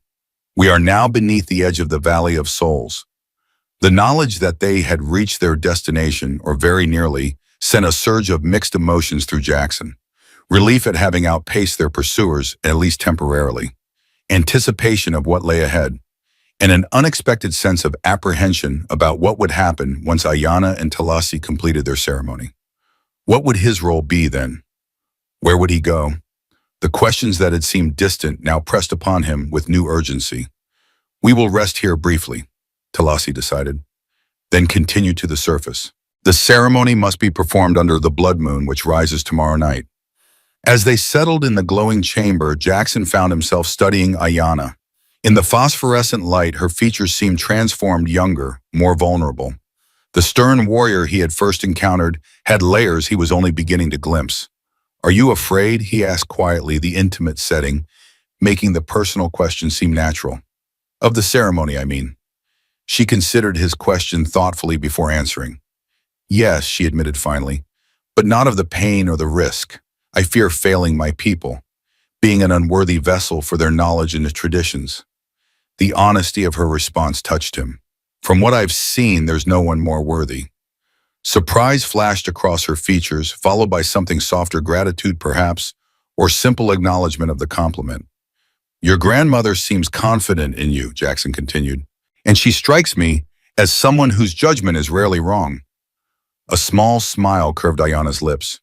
"She has always seen more in me than I see in myself." "That's what family does," Jackson said, the words emerging with unexpected emotion. The concept of family, of belonging, had been abstract for so long that its sudden concrete reality left him off balance. Ayanna studied him for a long moment. "You truly didn't know about your Apache blood before now?" "No," Jackson confirmed. "My mother never spoke of it. I always felt different, like I didn't quite fit in either world. Now I understand why." "And yet here you are," she observed, "risking your life for people you barely know, for a heritage you've only just discovered." Jackson considered her words, searching for the truth in his own motivations. "Maybe I'm making up for lost time," he suggested. "Or maybe I'm just tired of running from who I am." Their conversation was interrupted as Talasi rejoined them, having performed some private ritual at the spring. "We should move on," she said. "The path ahead is easier, but we must still be cautious. Nahali knows of this place, though perhaps not how to find its entrance." The reminder of their pursuers and of Ayanna's brother's role among them sobered the moment. They gathered their supplies and continued along the luminous passage, which gradually began to slope upward. The phosphorescent glow faded as they ascended, giving way to a more natural darkness. Eventually, Jackson detected a faint light ahead, not the blue-green of the mineral deposits, but the silvery illumination of starlight. They emerged from the hidden passage into a small ravine sheltered by towering cliffs. Above, the night sky spread in a glorious canopy of stars more brilliant than Jackson had ever seen them. The air held a different quality here, cooler, but also somehow charged as if with subtle electricity. "The Valley of Souls," Talasi announced, her voice hushed with reverence. "We have arrived." Jackson surveyed their surroundings, tactical assessment automatic after years of survival. The ravine provided good cover with multiple potential escape routes if needed. The high ground offered vantage points for observation, defensible if it came to that, But beyond these practical considerations, he found himself responding to something less tangible, a sense of presence of significance that seemed to permeate the very air. Whether it was the power of suggestion or something more mystical, he couldn't deny its effect. For the first time in his life, Jackson Hayes felt like he had come home. The Valley of Souls stretched before them in the silvery starlight, a landscape unlike any Jackson had ever encountered. Towering stone formations rose like sentinels from the valley floor, their shapes suggesting figures frozen in eternal vigilance. Ancient junipers, gnarled and twisted by centuries of harsh weather, clung to the rocky soil. And everywhere etched into the cliff faces or arranged in deliberate patterns on the ground were symbols and pictographs, the sacred language of his mother's people. "We must reach the ceremonial cave before dawn," Talasi said, her voice barely above a whisper, as if reluctant to disturb the profound silence of the valley. "I must prepare Ayana for what is to come." They moved cautiously through the mystical landscape, following a path visible only to Talasi's experienced eye. Jackson maintained a watchful vigilance, aware that Callahan and his men, led by Nahele, could not be far behind. The hidden passage might have bought them time, but not security. As they walked, Jackson became increasingly aware of a strange sensation, a subtle vibration that seemed to emanate from the ground itself, rising through his boots and into his body. Not unpleasant, but distinctly unusual, like standing too close to a massive waterfall. "You feel it," Talasi observed, noting his expression. "The power of this place." Jackson nodded, unable to deny the experience. "What causes it?" "The valley sits at the intersection of ancient energy paths, what the white man might call ley lines," she explained. "Our ancestors discovered this convergence centuries ago, recognized its sacred nature, and built their most important ceremonial sites here." Scientific explanation or mystical phenomenon? Jackson wasn't sure it mattered. The effect was real regardless of its cause, and it was growing stronger as they approached the heart of the valley. The path led them to a secluded grotto where a small spring bubbled from the rock, forming a clear pool before disappearing underground. Ancient stone structures, low walls, and platforms surrounded the water, creating a natural amphitheater. Symbols similar to those on Jackson's medallion were carved into the stone, their edges softened by centuries of wind and rain. "We will rest here until first light," Talasi decided. "The ceremonial cave lies just beyond that ridge, but it is best approached in daylight." They made camp in the shelter of an overhanging cliff, foregoing a fire despite the night's chill. The risk of detection was too great even in this seemingly isolated place. Instead, they huddled in their blankets, sharing the last of their provisions, a meager meal of dried meat, and the few edible plants Ayana had gathered along their journey. As they ate, Talasi continued the education she had begun during their travels, speaking of Apache traditions, beliefs, and history. Jackson listened with rapt attention, absorbing information about his heritage, like parched earth drinks rain. Each story, each explanation of a ritual or belief, filled a void within him he hadn't fully recognized until now. "The ceremony we will perform tomorrow is the culmination of our people's wisdom," Talasi explained. "The passing of the memory keeper's knowledge is not merely the transmission of facts or stories. It is the sharing of a soul, a consciousness, that stretches back to the first days of our people." "How is it done?" Jackson asked, genuinely curious, despite his lingering skepticism about the more mystical aspects. "Through sacred medicines that open the mind, through ritual movements, in songs that align the spirits, and through the physical connection of minds." Talasi's weathered hands moved in expressive gestures as she spoke. "It is difficult to describe to one who has not experienced it. But imagine if all the memories, all the wisdom, all the dreams of your ancestors could flow into you in a single moment. That is what Ayana will experience." Jackson glanced at Ayana, who sat slightly apart, her face composed, but her eyes revealing the weight of what awaited her. The responsibility she had accepted humbled him. His own burdens, significant as they had seemed, paled in comparison. "And you?" he asked Talasi gently. "What happens to you during this transfer?" A shadow passed across the old woman's face, quickly mastered. "The process takes a toll. The current keeper must make room for the new one. It is a kind of death, though not of the body, at least not immediately." The implication was clear. Talasi was sacrificing herself, her identity, perhaps even her life, to ensure the continuity of her people's knowledge. The revelation struck Jackson deeply, adding new urgency to their mission. They hadn't just been racing against Callahan's pursuit. They had been racing against Talasi's limited time. There must be another way, he protested. Some method that doesn't require such sacrifice. Talasi smiled, the expression softening her weathered features. Your concern honors me, nephew. But this is the way it has always been since the first memory keeper. The vessel must be emptied before it can be filled anew. She reached out, patting his hand reassuringly. Do not grieve for what has not yet happened. Tonight is for preparation, not sorrow. With that, she rose and beckoned to Ayana, who followed her to the edge of the spring. There in the starlight, they began a series of ritualistic movements, part dance, part meditation, accompanied by soft singing in Apache. The melody was hauntingly beautiful, rising and falling like the wind through canyon walls. Jackson watched from a respectful distance, aware he was witnessing something few outsiders had ever seen. Despite his lingering rationalist tendencies, he found himself moved by the ceremony's simple dignity and evident significance to the two women. As the ritual continued, he took the opportunity to assess their tactical situation. The valley's isolation provided some natural protection, but also potential vulnerability. If Callahan's men found them here, escape options would be limited. And while Jackson was confident in his own abilities, the odds of successfully defending against 6 or 7 armed men weren't favorable. His gaze swept the surrounding terrain, identifying potential defensive positions and escape routes. The ceremonial cave Talasi had mentioned could be a sanctuary or a trap, depending on its configuration. He would need to scout it at first light before they committed to using it for the ceremony. Movement on the ridge above caught his attention, a shadow shifting against stars there, and gone so quickly he might have imagined it. But Jackson's instincts, honed by years of survival, told him otherwise. They were being watched. Without obvious alarm that might alert their observer, Jackson casually repositioned himself, one hand resting near his revolver. He scanned the ridgeline, systematically searching for any further signs of movement. There, a faint glint of metal in the starlight. Someone with a rifle or field glasses observing their position from above. The question was friend or foe. One of Callahan's scouts, or perhaps someone else entirely. The Apache people had allies and enemies beyond those Jackson knew of. He couldn't assume every stranger was hostile. Still, caution dictated preparation for the worst.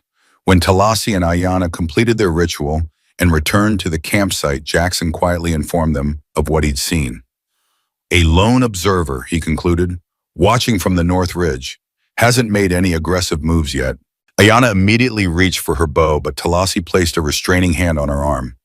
Wait, the old woman counseled. Not every presence is a threat. The valley attracts many spirits, not all of them visible to ordinary eyes. With respect, Jackson countered, this was flesh and blood. I saw the reflection of metal, a weapon, or field glasses. Perhaps, Talasi conceded, but let us not act hastily. Dawn approaches. In the light we may see friend where we feared foe.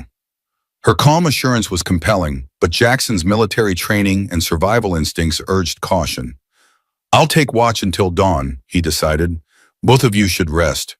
Tomorrow will demand your full strength. Ayana looked ready to argue, but ultimately nodded in agreement. Wake me at the first sign of trouble, she insisted. Count on it, Jackson promised. As the two women settled into their blankets, Jackson positioned himself where he could observe both the camp and the suspicious ridge. The night was utterly still, the silence broken only by the soft gurgle of the spring and the occasional call of a nightbird. In that stillness, Jackson found his thoughts turning inward. In just a few days, his understanding of himself had been fundamentally transformed.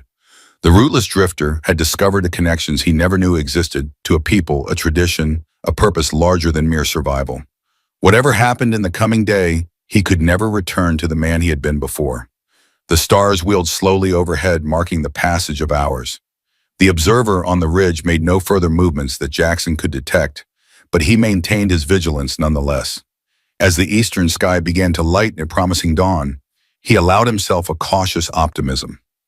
Perhaps they had indeed outpaced Callahan's main force. Perhaps they would have the time needed for Talasi and Ayana to complete their sacred duty.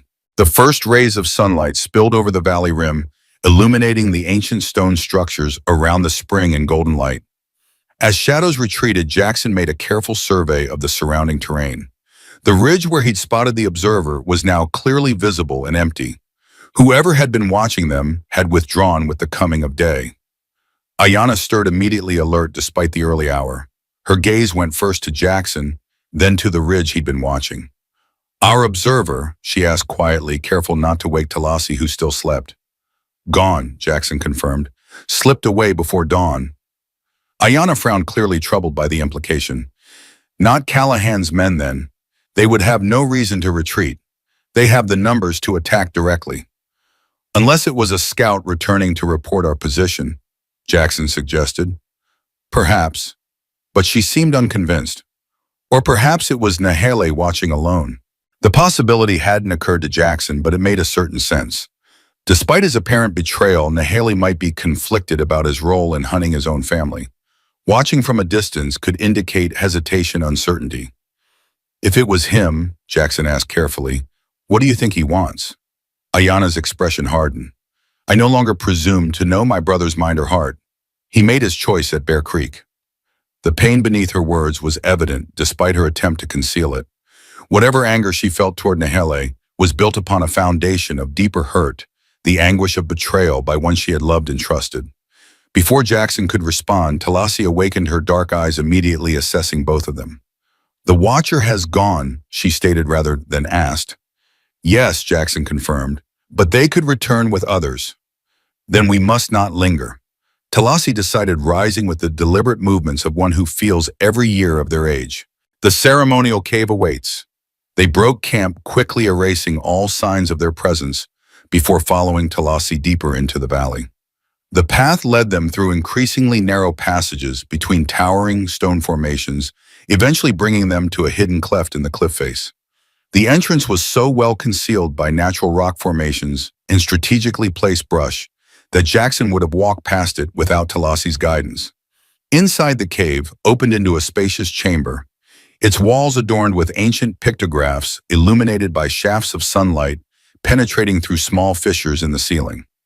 At the chamber's center stood a raised stone platform surrounded by smaller stones arranged in a precise circular pattern. "The heart of memory," Talasi said reverently, approaching the platform. "Here the first memory keeper received the wisdom of the spirits. Here each generation since has passed the sacred knowledge to the next." The chamber radiated an undeniable power, whether from its historical significance, its natural acoustic properties that amplified even the slightest sound, or something more mystical that Jackson's rationalist mind struggled to categorize. The vibration he had felt throughout the valley was stronger here, pulsing through the stone itself. "I must prepare the sacred space," Talasi announced. "Jackson, you should scout our surroundings. Ensure we have secure paths of retreat if needed." It was a sensible precaution and one Jackson had already been considering. With a nod of acknowledgement, he left the two women to their preparations and returned to the valley outside. The morning light revealed details hidden by the previous night's darkness. Additional pictographs on exposed rock faces, stone cairns marking what might be burial sites, and a natural amphitheater where ancient ceremonies had likely been performed. The valley was a treasure trove of Apache history and spirituality, its significance apparent even to an outsider like himself. Jackson methodically explored the immediate area, mapping escape routes and defensible positions in his mind. The valley's configuration offered both advantages and challenges. The limited access points could be defended effectively, but also risked trapping them if those exits were blocked. The abundant rock formations provided cover, but also created blind spots where enemies could approach undetected. He was assessing a particularly promising defensive position, a narrow passage between two towering stone pillars, when movement caught his eye. A figure stood on a distant ridge watching him, not attempting to hide but making no aggressive moves either. Even at this distance, something about the silhouette seemed familiar. The way the person stood, the set of the shoulders. Recognition dawned with jarring clarity. Nahele, it had to be. Ayanna's brother watching alone, just as she had suggested. Jackson's first instinct was to take cover to treat the observer as a threat, but something held him back. If Nahele had wanted to guide Callahan's men to them immediately, he could have done so during the night. Instead, he watched, hesitated, withdrew, and now returned alone. Making a decision that contradicted his usual caution, Jackson stepped into clear view and raised his hand in a deliberate greeting. The figure on the ridge remained motionless for a long moment, then slowly raised his own hand in response. An acknowledgement. Not friendship, perhaps, but not immediate hostility either. Jackson remained where he was, waiting to see what would happen next. After what seemed an eternity, the figure began to descend from the ridge, moving with the natural grace Jackson had observed in both Ayanna and Talassi, the instinctive harmony with the landscape that characterized Apache movement. As the distance between them decreased, Jackson could make out more details. The man approaching was perhaps 30, his face bearing the unmistakable features of Ayanna's family, but marred by several scars that hadn't been there when she last saw him. He wore a mixture of Apache and white man's clothing and moved with a slight limp that spoke of old injury. Jackson stood his ground, hand near but not on his revolver, a show of readiness without overt threat. The man stopped about 20 paces away, studying Jackson with intense scrutiny. "You are not what I expected," he said finally, his English clear, but accented. "The traitor cavalry scout." "And you're not what I expected either," Jackson replied evenly. "Nahele, the Apache who leads Callahan to his own people." A flash of pain crossed the man's scarred features. "We each have our reasons for the paths we walk." "Why are you here, Nahele?" Jackson asked directly. "Alone, without Callahan or his men?" Nahele's gaze shifted to the distant cave entrance, then back to Jackson. "To see if it was true, if my grandmother and sister still live, if they really found the half-blood who fought at Bear Creek." "It's true," Jackson confirmed. "And now what you report back to Callahan led him here to kill us all. If that was my intention, they would already be upon you," Nahele said with a hint of pride. "I am still Apache enough to hide my trail when I choose." The implication was clear. Nahele had deliberately separated from Callahan's group, had not yet revealed their location. "But why? What do you want?" Jackson pressed. Nahele seemed to struggle with his answer, internal conflict evident in his expression. "I want to understand why my grandmother has chosen this path, why you have joined them." His voice hardened slightly. "Why my sister still follows the old ways that brought nothing but death to our people." "Perhaps you should ask them yourself," Jackson suggested, taking a calculated risk. "Talassi would want to see you." "Ayanna would put an arrow through my heart," Nahele countered, though there was more sorrow than bitterness in his tone. "Maybe," Jackson acknowledged, "but Talassi wouldn't allow it. And I think despite everything, Ayanna would listen before she loosed that arrow." Nahele considered this, his expression impossible to read. "Callahan seeks the sacred cave," he said, abruptly changing the subject. "He believes it contains gold, Spanish treasure hidden by the Apache generations ago." "And you, what do you believe it contains?" "I know what it contains," Nahele replied. "The wisdom of our ancestors, the memory of our people."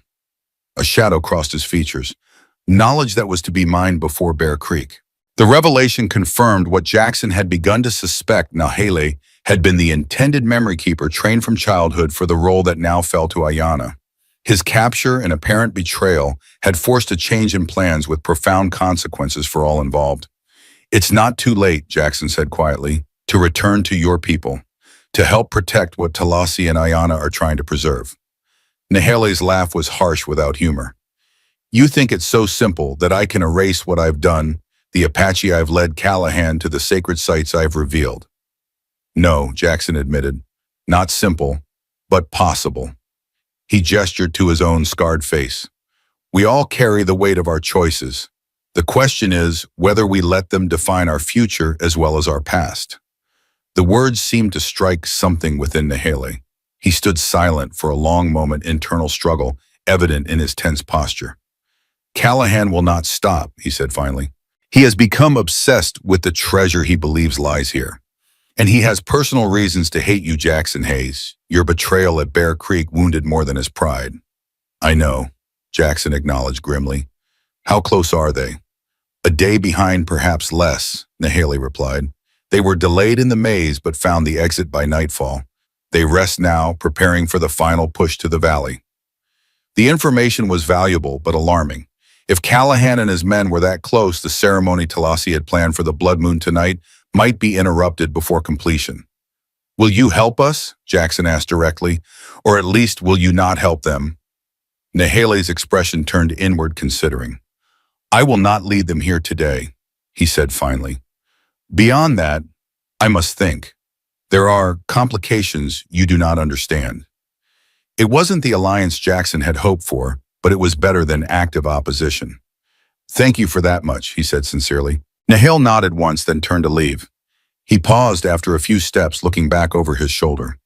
Tell my grandmother, tell her I remember the songs she taught me, even now. With that cryptic message, he disappeared among the stone formations, moving with the silent grace of a natural hunter, despite his limp. Jackson remained where he was for several minutes, processing the unexpected encounter.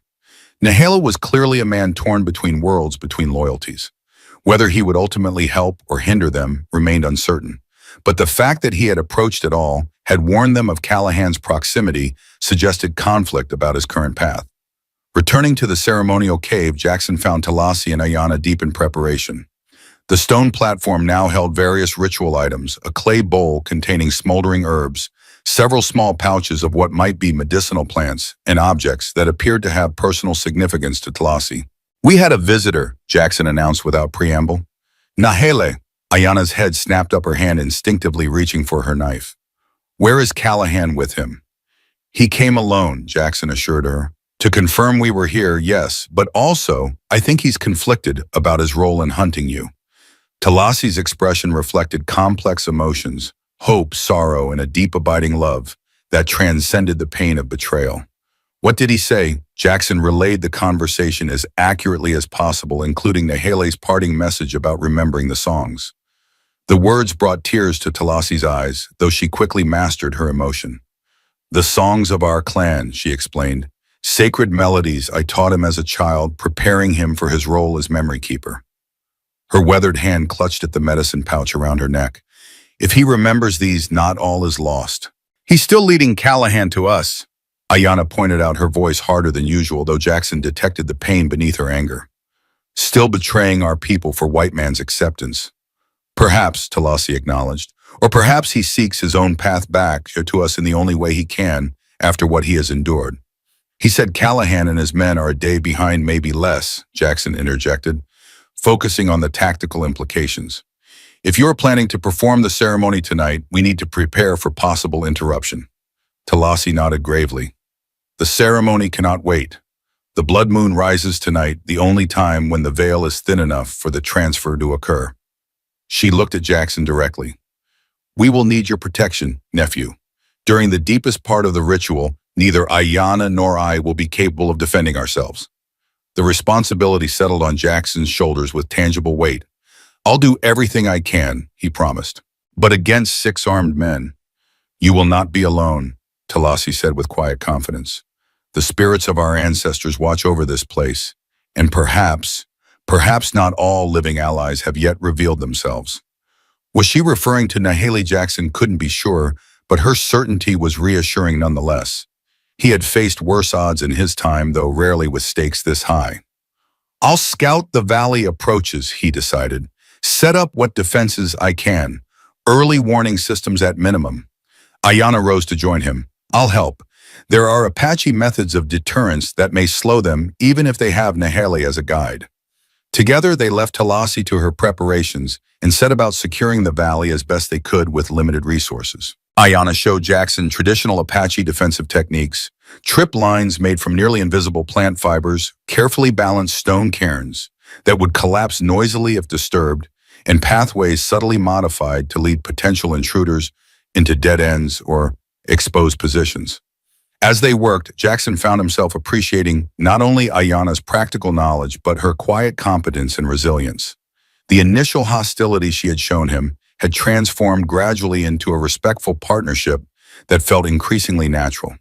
They moved in tandem, anticipated each other's needs, communicated with minimal words, a harmony of purpose that transcended their different backgrounds. By midday, they had established a perimeter of early warning systems and defensive positions around the ceremonial cave. It wasn't impenetrable, but it would give them advance notice of approach and tactical advantages if it came to a fight. Returning to the cave, they found Talasi seated on the stone platform, eyes closed in meditation. The smoldering herbs filled the chamber with a sweet, pungent aroma that made Jackson's head swim slightly. Ayana seemed unaffected, approaching her grandmother with reverent steps. The defenses are set, she reported quietly. We have done what we can. Talasi opened her eyes, regarding them both with a gaze that seemed to see beyond physical appearances. You have worked well together, she observed, as I knew you would. The simple statement carried layers of meaning that Jackson wasn't sure he fully grasped. Had Talasi anticipated this partnership from the beginning? Had his role in their journey been part of some larger design she had foreseen? The sun begins its descent. Talasi continued glancing toward the cave entrance, where the angle of light had indeed shifted. Soon the blood moon will rise. We must complete the final preparations. She beckoned Ayana closer, reaching into one of the small pouches beside her. These sacred medicines will open your mind to receive what must be transferred. They are powerful. You will experience visions, perhaps fear, but you must surrender to the process no matter how overwhelming. Ayana nodded, her expression solemn but determined. I am ready, grandmother. Talasi turned to Jackson. During the ceremony, you must guard the entrance. Let nothing interrupt us once we have begun. The process, once started, cannot be halted without grave danger to both our spirits. I understand, Jackson assured her, already mentally reviewing defensive positions and tactics. If we are successful, Talasi continued, Ayana will emerge as the new memory keeper, carrying all the knowledge of our people. She will need time to integrate this wisdom to find balance with her new awareness. Her dark eyes held his with unusual intensity. She will need protection during this vulnerable period. Guidance from one who understands both worlds she must navigate. The implication was clear. Talasi was entrusting her granddaughter's safety to Jackson, not just for tonight's ceremony, but for the difficult transition that would follow. I won't let you down, he promised, the words emerging with unexpected emotion. Either of you. Talasi smiled approval, warming her weathered features. I know, nephew. It is why the spirits guided you to us. She reached out, taking his hand in her small, strong one. Now there is one more thing I must share with you before the ceremony begins. From around her neck, she removed a small leather pouch, similar to the one she had given Jackson earlier.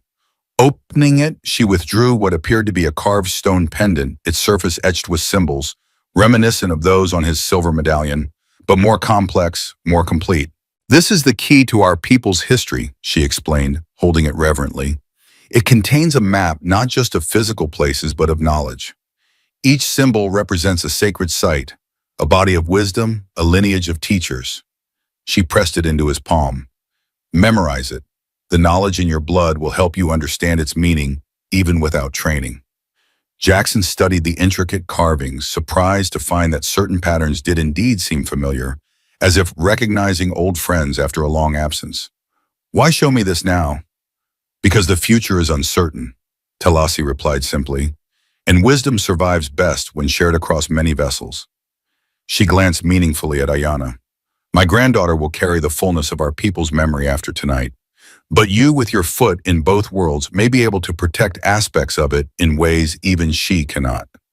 The trust implicit in this sharing moved Jackson deeply. This woman who had known him for mere days was entrusting him with something precious beyond measure, a piece of her people's legacy, a responsibility to carry forward what might otherwise be lost. I'm honored, he said simply, knowing no elaborate response could adequately express what he felt. Talasi reclaimed the pendant, returning it to its pouch. The time approaches, she said, noting the deepening shadows at the cave entrance. Take your position, Jackson Hayes. Let nothing disturb what must now unfold. With a nod of acknowledgement, Jackson moved toward the entrance, pausing briefly beside Ayana. Words seemed inadequate for the moment, but he felt compelled to offer something. Be strong, he said quietly. Your people are fortunate to have you. Surprise flashed across her features, followed by gratitude for the simple encouragement. Thank you, she replied, her voice barely above a whisper, for everything. The unspoken connection between them lingered as Jackson took his position near the cave entrance, revolver-ready, senses alert to any approach. Behind him, Talasi began to sing a slow, rhythmic chant that seemed to resonate with the very stone of the cave. Ayana joined her, their voices twining in harmonies that stirred something primal in Jackson's blood. Outside, shadows lengthened as the sun sank toward the western horizon. Soon darkness would fall, and with it the rising of the blood moon that would mark the ceremony's culmination. And somewhere out there, Callahan and his men approached, driven by greed and vengeance, unaware of the true significance of what they sought to disrupt. Jackson settled into the patient vigilance of a seasoned fighter prepared for whatever the night might bring. The weight of responsibility on his shoulders was enormous, not just the physical protection of two women, but the preservation of an entire people's cultural heritage. Yet strangely, he felt more certain of his purpose, more centered in his identity than at any point in his remembered life. For the first time, Jackson Hayes knew exactly who he was and where he belonged. As the last direct sunlight faded from the valley, the singing behind him intensified. Glancing back, Jackson saw that Talasi and Ayana had begun a series of ritualistic movements around the stone platform, their shadows elongated in the light of the small, ceremonial fire they had kindled. The air in the cave seemed to thicken, charged with an energy he could feel but not explain. And outside, as the first stars appeared in the deepening blue of twilight, the eastern horizon began to glow with the imminent rising of the blood moon. The ceremony had begun. Whatever came next, Callahan's attack, Nahele's ultimate choice, the success or failure of the knowledge transfer, Jackson was committed to his role in this unfolding drama. The blood of his ancestors called to him across generations, and at last he had answered. The path ahead was fraught with danger, but for once in his life, Jackson Hayes walked it without doubt. This was where he was meant to be, protecting what truly mattered, honoring the heritage that had always been his, though long denied. As the blood moon crested the valley rim, bathing the ancient stones in ethereal crimson light, Jackson took up his position to stand as shield between two worlds, just as Talasi had foreseen. Behind him, the voices of the women rose in crescendo, calling to powers beyond ordinary understanding. Before him lay the valley, silent and watchful, waiting for whatever the night would bring. Jackson Hayes, son of two peoples, stood ready for both. A sound from the valley floor caught his attention, the faint displacement of loose stone under a careful foot. Someone was approaching, using the growing shadows for cover. Jackson tensed, raising his revolver, scanning the terrain methodically. Their movement among the stone formations 200 yards out. A single figure moving with a distinctive gait he had observed earlier. Nahele. But was he coming as ally or enemy, alone or as vanguard for Callahan's force? Jackson held his fire, watching intently as Nahele approached. The man moved openly now, hands visible, making no attempt to conceal his presence. When he was within speaking distance, he stopped. "They come," he called, his voice carrying clearly in the still evening air. Callahan and 4 men, they found the valley entrance at sunset. "Just 5, Jackson questioned, suspicious of the reduced number. "2 deserted during the night," Nahele explained. "This journey has taken longer than they expected, with less promise of reward. Only the most loyal or greedy remain." "And you?" Jackson asked directly. "Where do you stand, Nahele?" The man's scarred face reflected inner conflict, visible even in the dim light. "I stand where I have always stood," he said finally, "with my people, though I took a long and twisted path to remember it." The declaration, simple but profound, carried the weight of a decision long in making. Nahele had chosen his side at last. "Will they follow your trail here?" Jackson asked, shifting to tactical concerns. Nahele shook his head. "I left them arguing over which path to take. Callahan grows suspicious of my guidance. But they will find this place. Eventually the valley is large, but not infinite." "How much time do we have?" "An hour, perhaps 2. Nahele glanced toward the cave entrance, where the sounds of the ceremony continued. "Is it begun?" Jackson nodded. "With the rising of the moon." "Then we must ensure its completion," Nahele said with unexpected conviction. "Whatever our differences, the knowledge must be preserved." "Witiba?" Jackson questioned, still cautious despite Nahele's apparent change of heart. "Yes, brother?" Nahele confirmed, a hint of his old pride returning. "You and I have different bloods, but shared purpose. Together we will stand against Callahan and his remaining men." The alliance, unexpected but welcome, improved their odds significantly. 2 experienced fighters familiar with the terrain and motivated by something beyond mere survival against 5 men driven by greed and vengeance. "Your sister may not welcome your return," Jackson warned. "I know," Nahele acknowledged, pain flashing across his features. "That bridge may be forever burned, but I can still honor my grandmother's teaching, protect what she has preserved throughout her life. It was enough. Whatever personal reconciliation might or might not be possible between the siblings, their immediate goal aligned. The ceremony must be completed, the knowledge transferred, the heritage preserved. Let's improve our odds." Jackson suggested, gesturing toward the defensive preparations he and Ayana had established earlier. I'll show you what we've set up already. Together, they moved through the valley, reinforcing traps and defensive positions, establishing signals, planning their strategy. As they worked, Jackson found himself appreciating Naheli's tactical intelligence and knowledge of Apache warfare methods. Despite his apparent betrayal, the man had clearly retained much of his traditional training. How did it happen? Jackson asked during a brief pause in their preparations. After Bear Creek, how did you come to work with Callahan? Naheli was silent for a long moment, his expression hardening at the painful memory. I was captured, not killed. Callahan recognized me as the grandson of a memory keeper, information he had gathered over years of studying our people. His voice grew tight with suppressed emotion. He wanted knowledge of sacred sites of tribal movements. When I refused, there was persuasion. The euphemism barely concealed the reality of torture evident in the scars that marked Naheli's body and spirit. I broke, he admitted the words, seeming to cost him greatly. Not all at once, but gradually. First small information, then more. Each betrayal making the next easier until I convinced myself I was ensuring my own survival, adapting to the inevitable dominance of the white man's world. Jackson nodded, understanding all too well the self-justifications that allowed people to live with their compromises. But something changed. Seeing my grandmother, Nahel confirmed, alive, still fighting to preserve what I had helped threaten. And you, the white man who chose to stand with them when I, born to that responsibility, had faltered.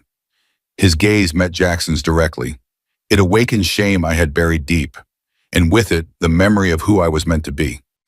The honest admission revealed the man's character more clearly than any declaration of loyalty could have. Naheli had faced his failures, acknowledged his betrayal, and chosen to act despite the personal cost. It was a courage Jackson respected deeply. We've all made choices we regret, he offered. What matters is what we do now. Naheli accepted this with a nod, seemingly grateful for the absence of judgment. They returned to their preparations with renewed focus, establishing a perimeter that would funnel Callahan's men into predictable approaches where they could be engaged separately rather than as a group. As they completed their work, the blood moon rose fully above the valley rim, casting everything in an otherworldly crimson glow.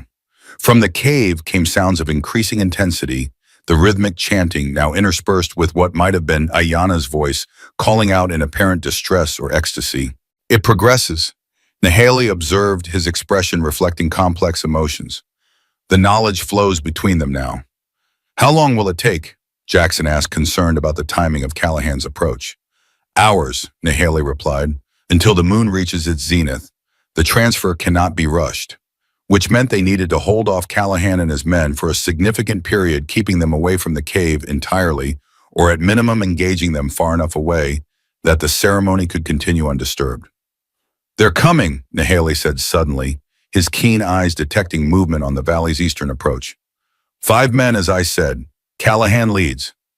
Jackson followed his gaze, making out the distant figures moving cautiously among the stone formations. They were still a good distance away, but approaching steadily, clearly following some trail or guidance toward the ceremonial area. Time to welcome them properly, Jackson said grimly, checking his revolver one last time. Nahel nodded, a feral smile transforming his scarred face. Yes, let us show them the hospitality of the people. Together they moved to intercept the approaching men, using the natural cover of the valley's rock formations to conceal their movement. The blood moon cast everything in shades of red and black, creating a surreal landscape where shadows seemed to move of their own accord and familiar shapes transformed into threatening silhouettes. Perfect conditions for the guerrilla tactics they had planned. They reached the first of their prepared positions, a natural bottleneck between 2 towering stone pillars that Callahan's group would likely pass through. Naheli took up position on a ledge above, armed with his rifle and several throwing knives. Jackson concealed himself behind a boulder at ground level, revolver ready. Their strategy was simple but effective. Create confusion, separate. The group reduced their numbers through attrition rather than direct confrontation. Use the valley's natural features to their advantage and the attackers' unfamiliarity as a weapon against them. They didn't have long to wait. Callahan's group approached cautiously but directly, clearly confident in their superior numbers. Jackson recognized his former commanding officer immediately, the ramrod straight posture, The calculated movements, the aura of authority that had once seemed so impressive, but now appeared merely rigid and controlling. The four men with him were the typical frontier ruffians Callahan had always managed to attract, competent, with weapons but undisciplined, motivated by greed rather than loyalty or principle. Two carried rifles, the others revolvers, all moved with the wariness of experienced fighters. As they reached the bottleneck, Nahele gave the signal, a perfect imitation of a night bird's call. Jackson responded by triggering the first of their traps, a carefully balanced pile of stones that crashed down just behind the group, effectively cutting off their easiest retreat. The men spun toward the sound weapons, raised immediately defensive. In that moment of distraction, Nahele fired his bullet, taking down one of the rifle carriers with lethal precision. Jackson simultaneously targeted another, his revolver barking in the night, the shot finding its mark in the man's shoulder. Chaos erupted as Callahan shouted orders, trying to organize a defense against attackers they couldn't clearly see. The wounded man Jackson had shot stumbled behind a boulder, while the others scattered for cover, returning fire blindly into the shadows. Jackson and Nahele were already moving to secondary positions, using pre-planned routes that kept them concealed. The valley seemed to come alive around Callahan's group of sounds from multiple directions, shadows that appeared to move, the unsettling sensation of being watched from all sides. It was classic Apache warfare designed to create maximum psychological impact with minimal direct engagement. And it was working. The remaining men were visibly unnerved, their shots becoming more erratic, their movements less coordinated. Only Callahan maintained his composure, issuing commands in a steady voice that carried clearly in the night air. "Hayes," he called out, surprising Jackson with the direct address. "I know you're out there. Show yourself and face me like a man." Jackson exchanged glances with Nahele, who shook his head slightly, a warning against taking the bait. They had the advantage of concealment and knowledge of the terrain. Engaging directly would surrender those advantages unnecessarily. Instead, they continued their hit-and-run tactics, firing from different positions, triggering prepared traps, creating the impression of a much larger force surrounding the intruders. One by one, Callahan's men fell, one dead from Nahele's second shot, another wounded severely enough to be effectively removed from the fight. Soon only Callahan and one other man remained effective combatants, backed against a cliff face with limited cover. The psychological toll was evident in the remaining henchmen's increasingly panicked movements and wild firing. "It's over, Callahan," Jackson called from concealment. "Take your wounded and leave this valley." "Never," Callahan's response was immediate and vehement. "I know what's here, Hayes, the Apache gold, the treasure they've hidden for generations." His voice took on a manic quality that Jackson had never heard from his normally controlled former commander. "I've searched too long, sacrificed too much to turn back now." The obsession evident in Callahan's voice confirmed what Jackson had begun to suspect. This was no longer about mere greed. It had become something personal, an all-consuming fixation that had overridden rational thought. "There is no gold," Jackson replied, hoping against hope that reason might still penetrate Callahan's delusion. "Only knowledge, cultural heritage. Nothing of value to you." "Lies," Callahan spat. "The Apache have hoarded Spanish treasure for centuries, everyone knows it." The absurdity of the claim might have been amusing in another context, but coupled with Callahan's evident instability and the weapons still in his possession, it represented a dangerous, unpredictable threat. A sudden cry from the direction of the ceremonial cave drew Jackson's attention. Ayana's voice raised in what sounded like pain or extreme exertion.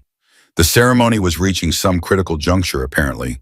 Callahan heard it too, his head snapping toward the source. "There," he exclaimed triumphantly. "In the cave, that's where they've hidden it." Before Jackson could react, Callahan was moving with surprising speed for a man of his age, abandoning his defensive position and sprinting toward the sound. His remaining henchmen provided covering fire, forcing Jackson and Nahele to take cover momentarily.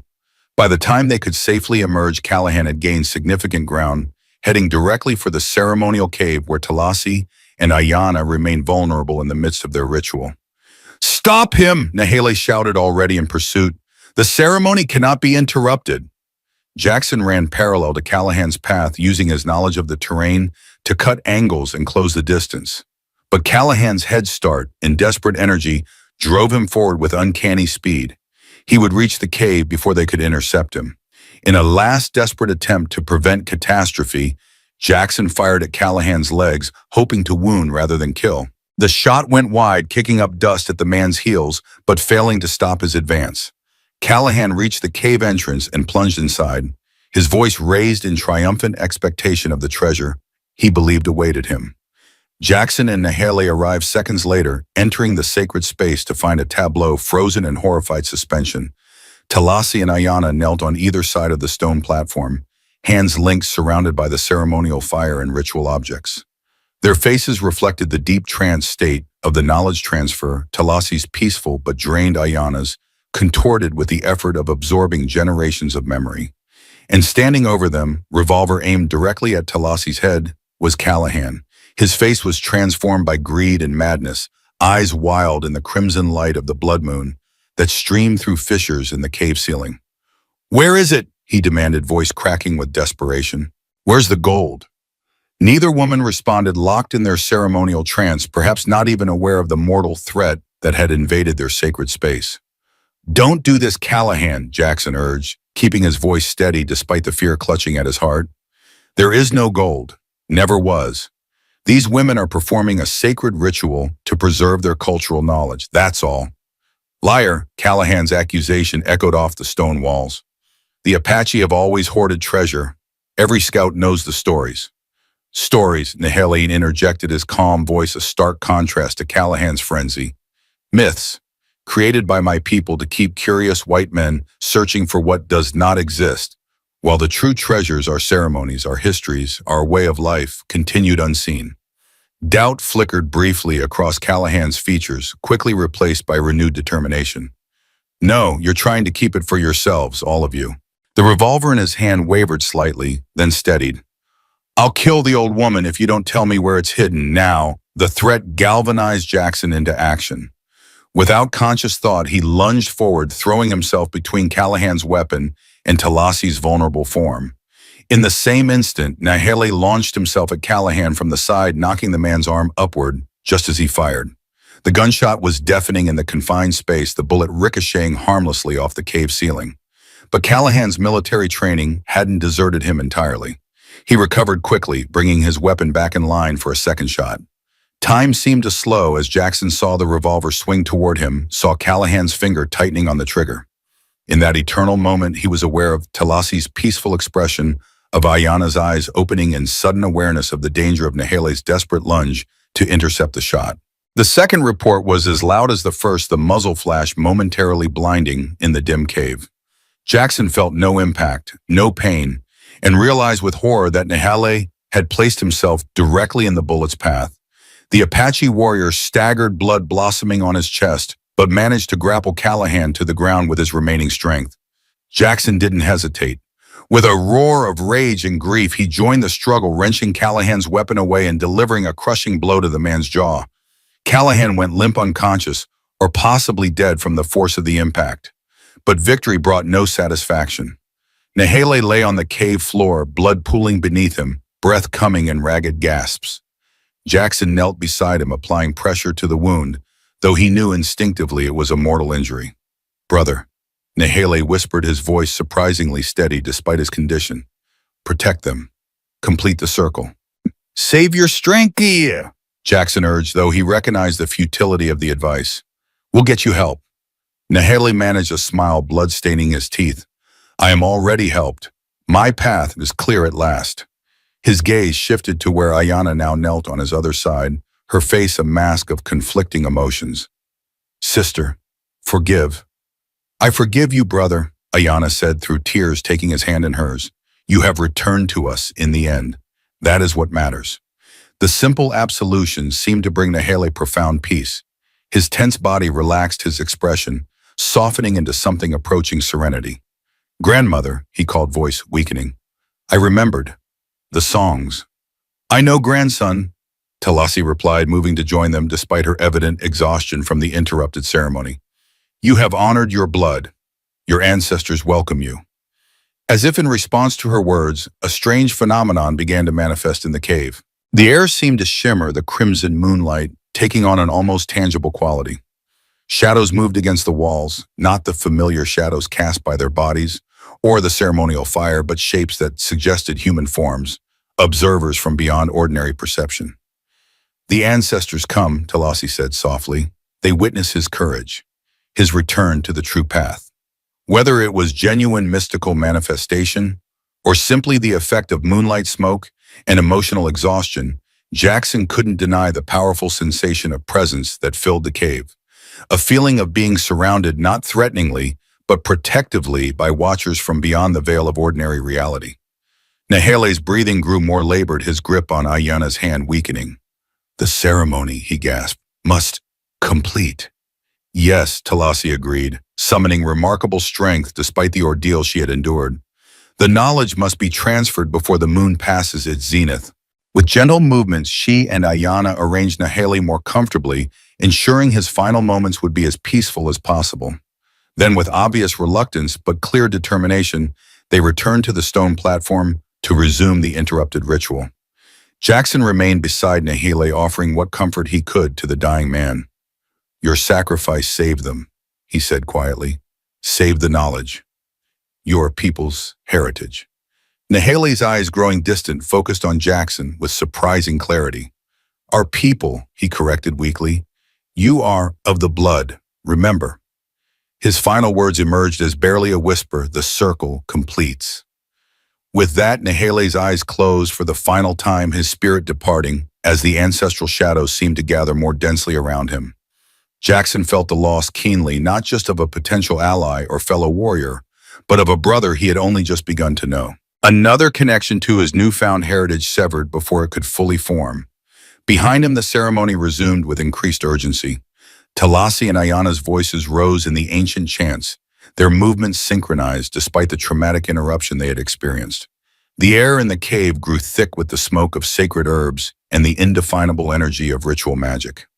Jackson turned his attention to Callahan, confirming that the man was indeed unconscious rather than dead. Using the former commander's own belt, he secured his hands and feet, ensuring he would pose no further threat when he eventually regained consciousness. That done, he took up position at the cave entrance, standing guard against any remaining danger while the sacred ceremony continued behind him. The last of Callahan's men had apparently fled after the sound of gunshots from the cave, correctly assessing that the situation had turned irrevocably against them. Outside, the blood moon reached its zenith, bathing the valley in its crimson radiance.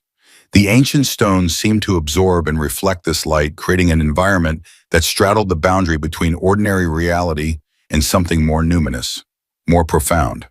From within the cave came sounds of increasing intensity, Ayana's voice rising in what might have been pain or ecstasy, Talasi's responses growing fainter, but no less determined.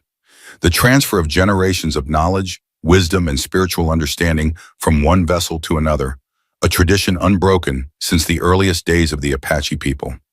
Jackson maintained his vigilant watch, aware of the profound significance of what transpired behind him. Not just the preservation of facts or stories, but the continuation of a living connection to ancestral wisdom, a flame passed from hand to hand through countless generations. And he, Jackson Hayes, once rootless drifter and former cavalry scout, now stood as guardian to this sacred transmission. By blood and by choice, he had found his place in the circle of his mother's people, a connection that transcended the divisions and prejudices of the world beyond this valley.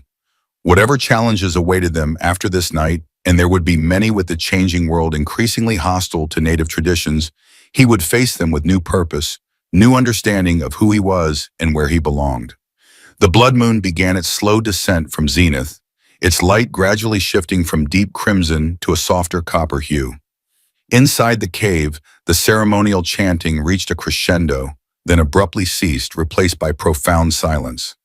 Jackson turned, concerned by the sudden quiet, to find Talasi slumped beside the stone platform, her small form utterly still.